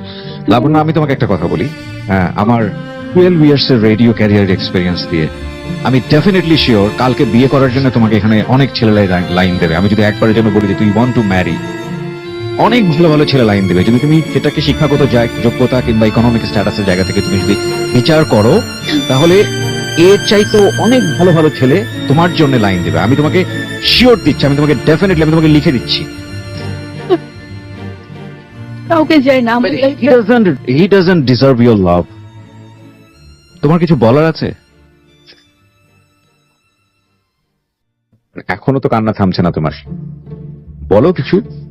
এটা ওর ভুল না, ও আসলে কোনো কিছু মানে আমার বিষয়ে কোনো কিছু এত তাড়াতাড়ি অ্যাকসেপ্ট করতে পারে না। এটা ওর ভুল না, ও রিলেশনের শুরু থেকে এমন, মানে ও কোনো কিছু অ্যাকসেপ্ট করতে পারে না। আর আমার লাইফে সব সত্যিগুলো ঘটনাটা বলো, কিছু বলতে দরকার। ও যে ঘটনাটা বলতো সেটা আমি অনেক আগে থেকে জিজ্ঞেস করেছি, আর আজকে আমি অনেক আগে থেকে আমি ডিসিশন নিয়েছি যে যা হয়েছে সেটা হয়েছে, আমি ওর লাইফে তাই আমার তাহলে তুমি মাথায় পানি দেওয়ার কথা কেন বলতেছিলে এখানে? মানে খারাপ লাগতেছে। খারাপ লাগতেছে ফর হোয়াট? ওর বিয়ে হয়েছে সে কারণে? সেই জন্য না, সেটা আমি আগে থেকেই জানি। জানি তাহলে তোমার খারাপ লাগার জায়গাটা কোথায়? আমি তোমার আসল আইডেন্টিটি এখানে রিভিল করি নাই, সো তোমার সামাজিকতায় বিন্দু মাত্র কোনো ক্ষতি হবে না। তুমি নিজের ভেতরের ফিলটা বলো। এটা আমার তোমাদেরকে না, এটা পুরো সমাজকে জানানো যে আলটিমেটলি একটা মেয়ের বিয়ে হলে এটা তো সামাজিকভাবে অন্য বিষয়। আমি জানি তোমার বাবা মা তোমাকে বাড়ির বাসায় ফিরে যাওয়ার পরে কি বলবে, তোমার ফ্রেন্ডরা তোমাকে কি বলবে, ওর বাবা মা ওকে কি বলবে, এটা আমি জানি, এটা আমাদের সমাজ কি বলে এটা আমি জানি। কিন্তু আমাদের লাভের জায়গাটাও যে এত বেশি ইনসিকিউর এরকম একটা ঘটনার জায়গাতে, সেটাই আমি ফোকাস করতে চাই আজকের এই প্রথম পর্বে। তোমার ফিলটা বলো তো, তোমার কি ফিল হচ্ছে টু বি অনেস্ট? রিলেশনের প্রায় 1 মাস পরে আমি ওর থেকে জিজ্ঞেস করছিলাম যে তোমার এরকম কিছু হয়েছে কিনা, তোর বিয়ে হয়েছে কিনা। সেটা যে তুমি এটা কেন জিজ্ঞেস করবে হঠাৎ করে এরকম একটা অল্প বয়সে? মাসুম থেকে জানছি। কার কাছ থেকে? সুমন থেকে।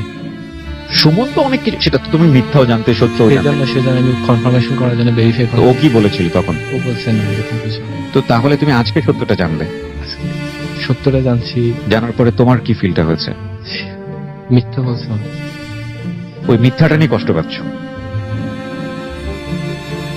সবকিছু সত্য হয়, বাট মিথ্যা। Fine, I really respect on this issue. Okay, কিন্তু তোমাকে একটা জিনিস তো নিশ্চয়ই তোমাকে চিন্তা করতে হবে যে কত বড় ইস্যু এটা।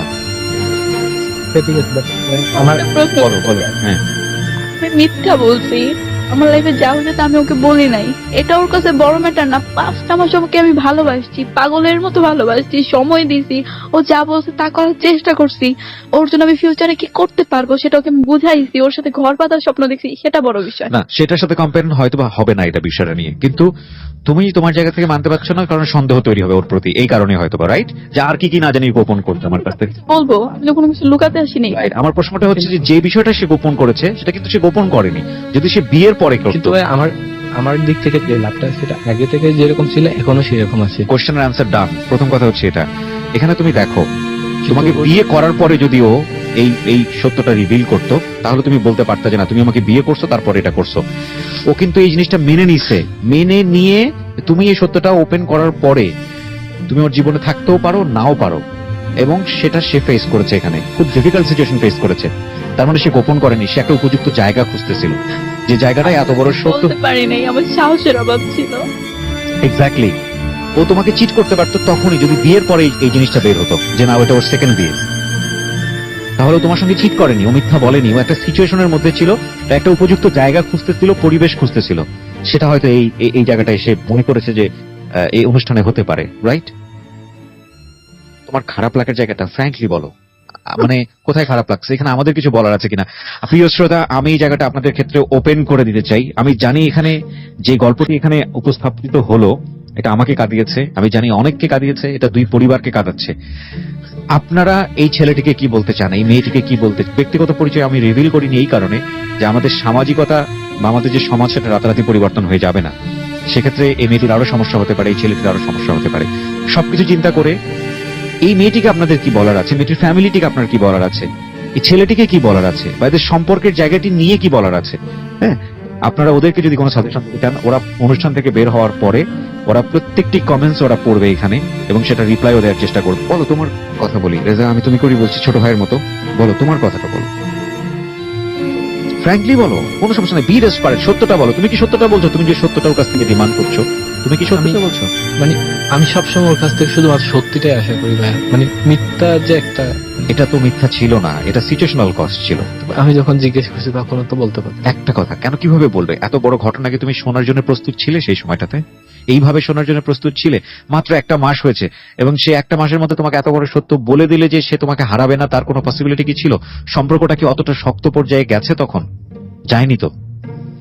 কারণ ভাই আমি তো আগে যেরকম এখনো তো সেরকম, তাহলে তোমাকেও ভালোবাসে, তোমাকে হারানোর আশঙ্কা ছিল, কিন্তু ও জানে যে সত্যটা বের হলে একদিন হারাবে, তারপরে সে স্বীকার করেছে। আমি ঠকাতে চাই না ওকে আমি।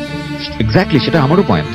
তো সেই জায়গাটা থেকে তুমি এটা কি খুব বেশি কোনো কিছু মনে করছো? মাত্র 5 মাস, তুমি চাইলে এখন কুইট করতে পারো। কিন্তু আমি তো আগে থেকে ডিসিশন নিয়ে আসছি যে আমি ওর লাইফে থাকবো, ওর লাইফে যে বিয়ে হয়েছে সেটাও আমি আগে গেস করছি। তুমি আমি আজকে 100% যে অনিয়ারে যে আমি কি বলবো সেটাও আমি কিছু, মানে আমি আমার ফ্যামিলি যদি That's really fine. করলে আমি তোমার ফ্যামিলি বলতে পারবে? আমার ফ্যামিলি বলবে না, ওর আমার ফ্যামিলি যদি কেউ জানাবে না। ওর কথাটা যদি শুনে তাহলে ওকে তুমি তোমার ফ্যামিলিকে হাইড করবা, এই জন্য আমি আমার ফ্যামিলি কিছু বলবো না। একসেপ্ট করবে না। That is your first impression, but ও যেভাবে তোমাকে বলেছে তোমার ফ্যামিলিকেও তোমার বলা উচিত, আমি এটা মনে করি। যদি এই রেডিওর অনুষ্ঠানের সুবাদে বুঝে যেতে পারে, তারা শুনে ফেলে, তাহলে তো শুনে ফেললোই, সেক্ষেত্রে জটিলতা হয়তো অন্যভাবে তৈরি হবে। কিন্তু আমি তোমাকে সাজেস্ট করব, তুমি পরিবারের বড় সন্তান, একটা মাত্র ছেলে, বাবা মার কাছে কোনো কিছু গোপন করে তোমাদের স্টেপ নেওয়া উচিত হবে না। আচ্ছা, এবার তোমাকে আমার বলার আছে বাবু, তুমি এত কাঁদছো কেন বাবু? আমি- যেটার জন্য তুমি দায়ী না, প্রথম কথা আমাকে ফেস করো প্লিজ, যেটার জন্য তুমি দায়ী না। তুমি কি আমার কথা শুনতে পাচ্ছ? আমার দিকে একটু কনসেন্ট্রেট করো, তুমি এভাবে তাহলে তুমি সেন্সলেস হয়ে যাবে এখানে। আমার দিকে কনসেন্ট্রেট করো, যেটা তোমার জন্য তুমি কিন্তু আমার কিছু কথা এখানে রিসিভ করবা বলে এসছো, রাইট? সো আমি যে কথাগুলো বলছি আমার লিসনারদের পক্ষ থেকে, যেটার জন্য তুমি দায়ী না সেই দায়ভার তুমি কেন বয়ে বেড়াবে? তুমি আজকে সবচেয়ে ভালো কাজটা করেছো, এটা আমি তোমাকে সার্টিফাই করলাম। মানে আমি অ্যাজ এ লিসনার হিসেবে যদি বলি তবে আমি বলবো তুমি সবচেয়ে ভালো কাজটা করেছো। যে কাজটা হতে পারতো তোমার বিয়ের পরে, যে কাজটা হতে পারতো আরো 5 বছর সম্পর্ক যাওয়ার পরে, যেটা তোমার মা তোমাকে বলেছে গোপন করে যাওয়ার জন্য, সেটা তোমার বাবা যেরকম ভুল করেছে তার সামাজিকতা রক্ষা করতে গিয়ে সে তার সবচেয়ে প্রিয় মানুষটার ক্ষেত্রে একটা ভুল করেছে, তোমার মাও সেই ভুলটার দিকেই তোমাদেরকে এগিয়ে দিচ্ছিল। এই বাবা মায়ের ভুলটা আসলে বাবা মায়ের ভুল না, এটা আমাদের সমাজের ভুল। আমাদের সমাজ নিতে পারে না, যে কারণে বাবা মারা বাধ্য হয়। ওদের যে বিয়ে হয়েছে সেটা আবার ব্রেক হলো কেন সেটা জানো? এক্স্যাক্টলি, আমি সেখানেই যেতে চাই, বলো। তারপর বৌভাতের দিন রাতে সবাই ওর ভাবিরা আমাকে বোঝায় হাজব্যান্ড ওয়াইফের যে সম্পর্ক বা যে রিলেশন, আমি কারো কথাই বুঝতেছিলাম না। তাদেরকে প্রশ্ন করবো ওরকম সাহস আমার ছিল না, তারা আমার যে বয়সে অনেক বড়। তো বলে যে এরকম এরকম সম্পর্ক হবে। আমি বলি কি বলবো, আমি বলি হবে, মানে আমার তরফ থেকে হ্যাঁ ঠিক আছে কোনো ব্যাপার না, বাট আমি বুঝতেছিলাম না যে আসলে কি হবে কি হবে কি হবে। তো ওরা সবাই চলে যায়, আমার হাজবেন্ড আর আমি একটা রুমে থাকি। সে আমাকে মনে করতো কি যে আমি হয়তো প্রাপ্তবয়স্ক, আমি হয়তো সবকিছু বুঝি, মানে তার তরফ থেকে এটা মনে হতো যে আমি সব বুঝি। আমার তরফ মানে আমার যে মনের যে সিচুয়েশন বা আমার যে অবস্থা সেটা সে বুঝতো না। তো সে আমাকে গিফট হিসাবে মানে কিছু টাকা দেয় আমার হাতে, আর আমাকে বলে মানে তোমার কি আমার কাছে কিছু চাওয়ার আছে? তখন আমি একটা কথা বলছিলাম যে আমার আম্মুকে সবাই মানে খোটা দেয় যে আমার আম্মুর ছেলে নেই। তো আমি বলি যে তুমি আমাদের বাড়ির ছেলে হয়ে থাইকো, কারণ আমার আব্বু অনেক শখ করে তোমার সাথে আমার বিয়ে দিছে। আমার আব্বুর অনেক ভালোবাসার একজন মানুষ আমি, আর তোমাকে আমাদের বাড়ির ছেলে হইতে হবে। কেউ যেন কোনোদিন মনে না করে যে তুমি আমাদের বাড়ির জামাই, মানে আমার হাজব্যান্ড, এটা যেন কেউ মনে না করে। সবাই যেন ভাবি যে তুমি আমার মা বাবার ছেলে, এমন ভাবে থাইকো। কারণ আমার মা বাবার অনেক বড় কষ্ট, তাদের একটা ছেলে নেই, এত বছর পরেও তাদের ছেলে সন্তান হয় নাই। তো সে বলে যে ঠিক আছে, আমি কোনোদিনও তোমার মা বাবার মনে কষ্ট দিব না, আমি তাদের ছেলে হয়ে থাকবো। কিন্তু কথাবার্তার পর সে আমার সাথে অনেক অনেক জোর জবরদস্তি করে অনেক ভাবে, বাট আমি প্রচুর কান্নাকাটি করি, বলি যে এটা আমি বুঝি না, আসলে এটা কি আমাকে বোঝাও। সে বোঝায় না, সে আমাকে খুব রাফ বিহেভ করে, সে পারলে আমাকে এখানে মেরে ফেলবে, থাপড়াবে, ওরকম অবস্থা। তারপর যে রাতটা কোনোভাবে পার হয়, সে আর আমি আলাদা থাকি, একসাথে থাকি না। সে পাশের রুমে থাকে, আমি পাশের রুমে থাকি, এক রুমেই পার্টিশন আছে মাঝখানে। মানে সে রাগে চলে যায় আমার কাছ থেকে। পরের দিন আমি আমার বাসায় চলে আসি, আম্মু আমাকে জিজ্ঞাসা করে যে কেমন লাগলো শ্বশুর বাড়ি, মানে এই সেই। আমি বলি হ্যাঁ সব ভালো সব ভালো। আর আমার নানু বলছিল যে শ্বশুর বাড়ির বদনাম কোনো সময় বাবা মার কাছে বলতে হয় না, তাহলে বাবা মার মনে আঘাত পায়। এই জন্য আমি বলি নাই যে বাবা মা তো শখ করে বিয়ে দিছে, আমার হাজবেন্ড যে ফার্স্ট ডেতে আমার সাথে এরকম রাফ বিহেভ করছে বা আমার গায়ে হাত তুলতে চাইছে, সেটা আমি আমার আম্মুকে বলিনি। কতদিনের সংসার ছিল টোটাল তোমাদের? আমাদের সংসার মানে বৈবাহিক অবস্থা কতদিন ছিল? 1 বছর। 1 বছর ছিল। কাছে ছিলাম 4 মাসের মতো। 4 মাসের মতো তোমরা একসঙ্গে ছিলে? একটা প্লেসে ছিলাম, মানে ওকে। একসাথে এক বাসায় ছিলাম না, মানে ওর বাসায় ছিল আমি আমার বাসায় ছিলাম, কিন্তু কিশোরগঞ্জের মধ্যেই আমরা ছিল। এখন ডিভোর্সটা বেসিক্যালি কি কারণে হলো, যেটা সবচেয়ে ইম্পর্টেন্ট, কজ তোমার লাইফের এটা একটা অতীত অধ্যায়। আমরা জানি যে ঘটনাটা কি ঘটেছে 1 বছর, ডিভোর্স কি হতে পারে, মূল রিজনটা কি? পড়াশোনা। পড়াশোনা বলতে? একটা টাইমে এসে আমার পরীক্ষার রেজাল্ট দেয়, আমি ক্লাসে 3rd হই, সেটা সে মানতে পারে না। মানে সে ভাবে যে আমি ফেল করব, তাইলে মানে আসলে তাদের পড়াশোনা করানোর ইচ্ছা ছিল না, তাদের ইচ্ছা ছিল 8-10টা বউয়ের মতো তারা বউ রাখবে বাড়িতে। কিন্তু আমার বাবার ইচ্ছা ছিল পড়াশোনা করাবে, আমাকে শ্বশুর বাড়ি দিবে না। কিন্তু তারা একটা মানে কারণ খুঁজতেছিল, মেয়ে যদি ফেল করে তাহলে আর পড়াশোনা করানো লাগবে না। আমার লাইফে প্রতিটা ধাপে ধাপে মানুষ পড়াশোনা নিয়ে আমাকে পড়াশোনা বন্ধ করে দেওয়া হয়েছে, পড়াশোনা বন্ধ করে। এবং এটা তোমার ফ্যামিলি মানতে পারেনি? না, আমার বাবা কোনোভাবেই মানতে পারেনি, এবং যে কারণে তুমি একসময় ডিভোর্স দিয়ে দাও। মূল কারণটা হচ্ছে এটা? হ্যাঁ। ফাইন, এবার বলো তোমার কি বলার আছে রেজা, একদম অনেস্ট অপিনিয়ন বলো, তোমার ভিতর থেকে যেটা আসতেছে, কোনো কিছু হাইড করো না। মনে করো তোমরা দুজন একটা রুমের মধ্যে আছো, আমি এখানে নাই, তখন তুমি ওকে যে কথাগুলো বলতে ঠিক সেটাই বলো। আমি তো ওকে সবসময় বলতাম যে ওর ফার্স্ট নিয়ে আমি খুব কোনো কথা বলবো না। আর তাছাড়া এখানে আসার আগেও আমি ওকে জাস্ট সারপ্রাইজ করার জন্য এখানে আসতে, যেমন আমি তোমার সাথে থাকবো সেজন্য আপনাকে আমি বারবার বলতেছি যে যে ডিসিশনটা পরে শোনার পরে এরকম বলতেছি, কারণ আমি ওকে সারপ্রাইজ করতে পারবো যে আমি ওকে সব। তাহলে তুমি বারবার ওয়াশরুমে যেতে চাচ্ছিলে কেন? মাথাটা ঘেমে গেছে বা সামথিং লাইক ওই মিথ্যাটার কারণে?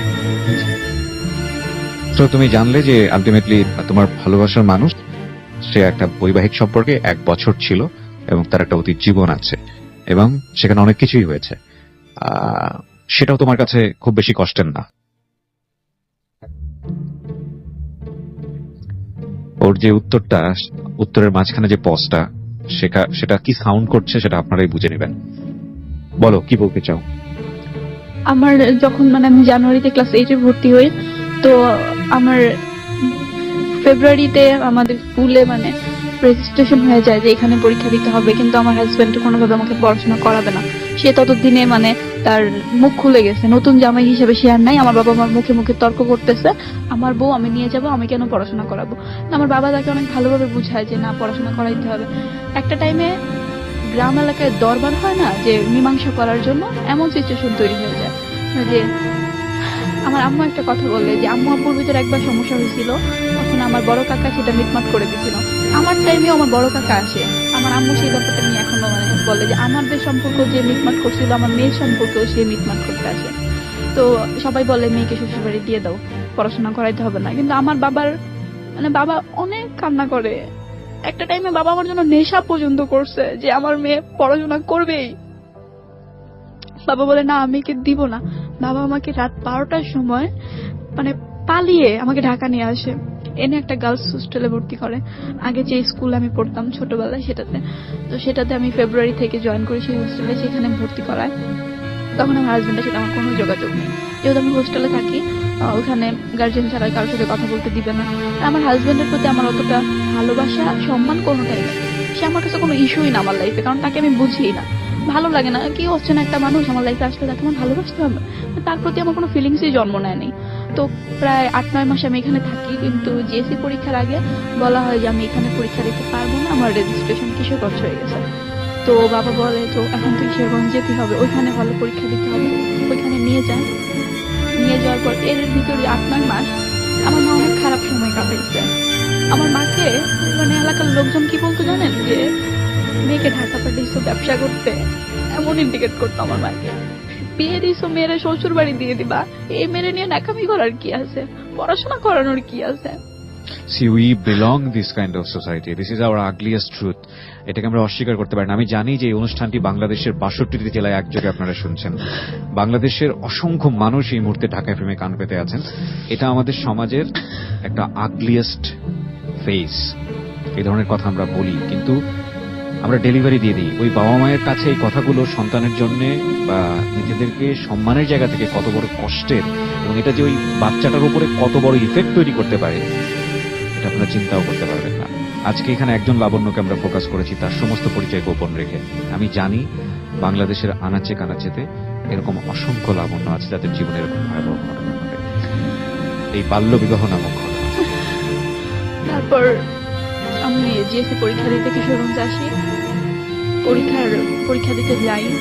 তো পরীক্ষার হলে আমার কাজিন আমার সাথে পরীক্ষা দেয়। তো সবাই আমার হাজবেন্ডের কথা আমাকে বলে যে তোর এত সুন্দর জামাই রেখা তুই ঢাকা চলে গেছিস, এটা ঠিক হয় নাই, তুই তোর হাজবেন্ডের কাছে চলে যা। মানে মেয়েরা আমাকে বোঝায়। তো একটা টাইমে আমার ভিতর আসলে আমি তখন একটু বড় হয়েছি, যেহেতু আমার 15 বছর বয়সের মতো। তো আমি ভাবি যে আসলে ওরা যা বলতেছে তাই হয়তো ঠিক, মানে ওরা আমার ব্রেন ওয়াশ করতেছে প্রতিটা মিনিটে মিনিটে। পড়াশোনার বদলে ওরা আমার এটা বুঝাইতেছে যে আমার কাছে আমার শ্বশুর বাড়িটা বেশি ইম্পর্টেন্ট, পড়াশোনাটা না। আমি লাস্ট পরীক্ষার দিন বাসায় না ফিরে আমি আমার হাজবেন্ডের সাথে মুন্সিগঞ্জ চলে যাই ওর কথাতে। যাওয়ার পর মানে ও আমাকে বলে যে আমাকে ভালো রাখবে, আমার পড়াশোনা করতে হবে না। সে আমাকে খুব ভয়াবহ ভাবে ভাই আমারে পাশ দিয়ে মারে।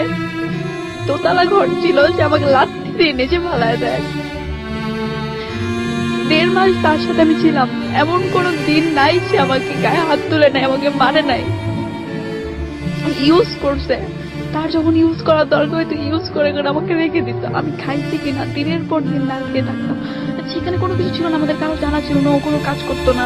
একটা লোকের হাত ধরে গেছিল, কাজ না হইতো, পাতিলে ভাত ছিল না, যতটুকু ভাত ছিল ওরে দেওয়ার পর আমার পাতে যদি কোনো সময় কোনো কিছু নিতাম, ঝগড়া করতে করতে লাথি দিয়ে ভাতের প্লেট ফালায় দিত। রাগ দিয়ে অবস্থা খুবই খারাপ হয়ে যায়। তখন ভাবতাম যে আম্মু আব্বুকে না বলে বাসা থেকে বেরোয় অনেক বড় ভুল করেছি। বাবাকে কোনোভাবে যোগাযোগ করি, ও বাবার সাথে যোগাযোগ করতে দিত না। একটা আপুর ফোন থেকে বাবাকে ফোন দিয়ে বলি, বাবা এসে আমার এই অবস্থা দেখে বলে যে আমি আমার মেয়েকে নিয়ে যাবো, রাখবো না। তখন আমি বাবার সাথে কিশোরগঞ্জ চলে আসি। ও সেদিন আমাকে অনেকবার না করে যে আমি যেন না যাই, কারণ ও জানে আমি ওখান থেকে যদি একবার বের হয়ে যাই আর কোনোদিন আমি ওর কাছে ফিরবো না। এটাই হচ্ছে মানে একদম মূল পয়েন্ট। এখান থেকে আমি যখন বাসায় যাই তখন আমার হাত পা মানে আমার হাজবেন্ড যে আমাকে এত অত্যাচার করে সেগুলো আমার আম্মু বুঝতে পারছিল। কিন্তু আমি ঘরের পেছনে দাঁড়ায় আমি আমার হাজবেন্ডের সাথে কথা বলতেছিলাম, যে তখন আমার হাজবেন্ড আমার মাকে নিয়ে গালি। তুমি কিছু জানতে চাও ওর কাছ থেকে? Do you have any question Reza? আর কিছু জানতে চাও ওর কাছ থেকে? না ভাই। সেদিন বাড়িতে আসার পরে আমাদের ডিভোর্স হয়েছে, আমি ওকে আমার তরফ থেকে ডিভোর্স ডিভোর্সটা দিই।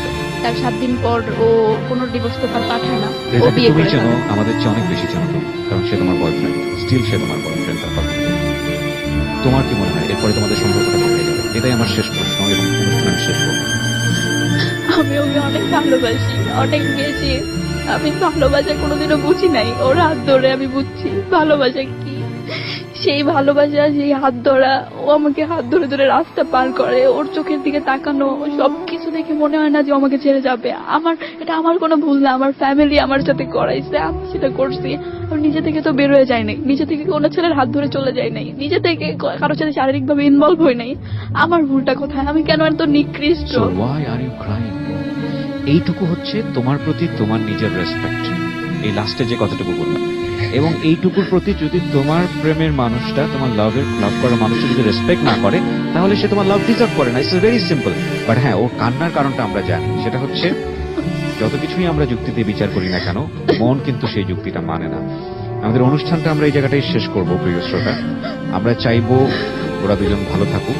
আমরা অবশ্যই চাইবো লাবণ্যর ক্ষেত্রে যে ঘটনাটা ঘটেছে, লাবণ্যর বাবার মতো বাবা সত্যি সৌভাগ্যবান। আমি যদি বলি যে সেই সন্তান খুবই সৌভাগ্যবান, এই একটা সাইড যদি দেখে যেত, পড়াশোনার জন্য সে এত কষ্ট করতেছে, কিন্তু এই বাবাই যখন মেয়েকে বিয়ে করানোর জন্য এই বয়সে ক্লাস 7-এ পড়ুয়া 13.5 থেকে 14 বছর বয়সে একটা মেয়েকে বিয়ে দেওয়ার জন্য এইরকম ডেসপারেট হয়ে যায়, তখন সেটা মেনে নেওয়াটা খুব কষ্টকর। যাই হোক, আমি লাবণ্যর বাবা মাকে হাত জোড় করে বলতে চাই আজকের এই অনুষ্ঠান থেকে, আপনারা ওকে সাপোর্ট করুন, ওকে মানসিক সাপোর্টটা দিন। সমাজকে ভয় পাবেন না, সেই যুগটা কিন্তু এখন আর নেই যে একটা মেয়েকে আমরা মেয়ে হিসেবে দেখব। আপনাদের ঘরের মধ্যে যদি ও সাপোর্টটা না পায়, লাবণ প্লিজ আমার মনে হয় যে তুমি একটু নিজেকে একটু কন্ট্রোল করো। না, ইউ শুড কন্ট্রোল ইয়োরসেলফ। তুমি এরকম ট্রাই করলে লাভটা কি হবে আমাকে বলো তুমি। এক্স্যাক্টলি, তুমি আমার ডিভোর্স হয়ে গেছে 2 বছর, কিন্তু হ্যাঁ। এখনো হ্যাঁ। আমার মানে আত্মীয় স্বজন আমাকে নক করে, হ্যাঁ, তোমার ডিভোর্স হয়ে গেছে। মানে আমি খারাপ, মানে এমন নক করে যে আমি ঢাকা শহরে থাকি। তাতে কি হয়েছে? তোমার বয়স মাত্র 17 বছর, তুমি তোমার লাইফের গোল্ডেন টাইম সামনে পড়ে আছে, তোমাকে নক করছে। দেখুন, আমি এটা আপনাদেরকেও বলি যে 17 বছর একটা মেয়ের পক্ষে এইরকম ভাবে জাজ করাটা সম্ভব না, বা তোমার এভাবে কান্নাকাটি করাটাও উচিত না। হ্যাঁ, কারণ এটা তোমার জীবনে ঘটেছে, এর চেয়েও ভয়ানক ঘটনা কিন্তু মানুষের জীবনে ঘটে। At least you got a good father and mother, তারা তোমাকে শেল্টার দিয়েছে। অনেক বাবা মারা শেল্টারও দেয় না, তুমি ওখানে মরে যাও, তাও আমাদের ঘরে এসো না, এরকম করে। এরকম দুর্ধর্ষ ঘটনাও আমি শুনেছি। তোমার বয়স 17, তুমি চাইলে নিজের পায়ে দাঁড়াতে পারো।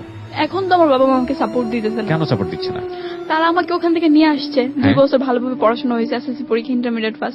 আমার বাবার অবস্থা এখন খুব খারাপ। বাবা মাঝখানে একটা দোকান নিছিল, সেখান থেকে বাবা ধরা খাইছে। সাপোর্টটা কোথায় দিচ্ছে না? মানে তারা আমাকে মানে ফিনান্সিয়াল ভাবে কোনো সাপোর্ট দিতে চাচ্ছে না। তোমার পড়াশোনা তুমি চালাও।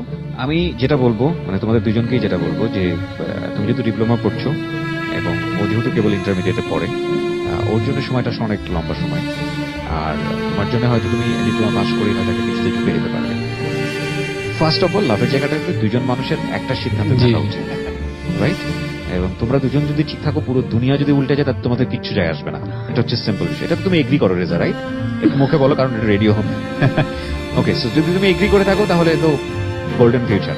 আর এটার অপোজিট সাইডটা যদি আমি দেখি, তাহলে আমি লাবণ্যকে বলবো, তোমাকে আমার কিছু বলার নাই, কারণ তুমি ব্যক্তিগত সিদ্ধান্ত নিতেই পারো ওর সঙ্গে তুমি থাকবা কি থাকবা না। আমি লাবণ্যকে একটা কথা বলতে পারি, Labanya you are lucky in a sense যে 5 মাসের সম্পর্কে তুমি এটা ওকে বলেছো, এটা 5 বছর পরে হতে পারতো, এটা বিয়ের পরে হতে পারতো, মাত্র ইন্টারমিডিয়েটে পড়ো, জীবনের অনেক দূর গিয়ে ঘটনাটা ঘটতে পারতো। সো অতীত ভুলে সামনের দিকে আগাও। You are very smart girl. At least যেই সিদ্ধান্তটা নিতে পারে যে লাখ লাখ মানুষের সামনে এসে এত বড় ভয়াবহ একটা সত্য বলবে, সেই মেয়ে অন্তত পজিটিভ, ভিতরে অনেক কার্জ আছে যেটাকে সে সামনের দিকে পজিটিভলি তার ক্যারিয়ার কাজে লাগবে। Would you please stop your crying, because it's like, মানে এটা তোমার সাথে যাচ্ছে না। যার এত বড় একটা সাহস আছে, সে এতক্ষণ ধরে কান্নাকাটি করতে পারে না। সো তুমি আজকে অনুষ্ঠানে সেই সব মেয়েদেরকে পজিটিভ কিছু বলো যারা আলটিমেটলি তোমার মতো সিচুয়েশনে আছে। Don't think negative, okay, positive কিছু বলো তাদের কি করা উচিত, যাদের বাল্য বিবাহ হয় বা যাদের এরকম। আমি এরকম অনেক কেস দেখেছি পত্র পত্রিকাতে, তারা নিজেরাই পুলিশের কাছে চলে যায়, তারা নিজেরাই গিয়ে যারা বাল্য বিবাহ বন্ধ করে তাদের কাছে গিয়ে রিপোর্ট করে। তো তাদের উদ্দেশ্যে তোমার যদি কিছু বলার থাকে খুব ছোট করে। বিয়ে, একটা লাইফে একটা মেয়ের বিয়ে মানেই যে তার লাইফের ক্যারিয়ারটা শেষ, বা ডিভোর্স মানে যে তার ক্যারিয়ারটা শেষ, এমন কিন্তু না। আমি এখন কান্না করতেছি, এটা হয়তো আমি আমার নিজেকে বোঝাইতে পারতেছি না এই জন্য, Right. কিন্তু মানে কোনো মেয়ের বিয়ে হয়ে গেলে, ডিভোর্স হয়ে গেলে সে যে সামনের দিকে আগাবে না, এটাও কিন্তু একদমই না। True. সে পড়াশোনা করুক, কেউ হয়তো পড়াশোনা করার মতো সিচুয়েশনে থাকে না, যে কোনো ভাবে সে স্বাবলম্বী হোক, সামনের দিকে এগিয়ে যাক।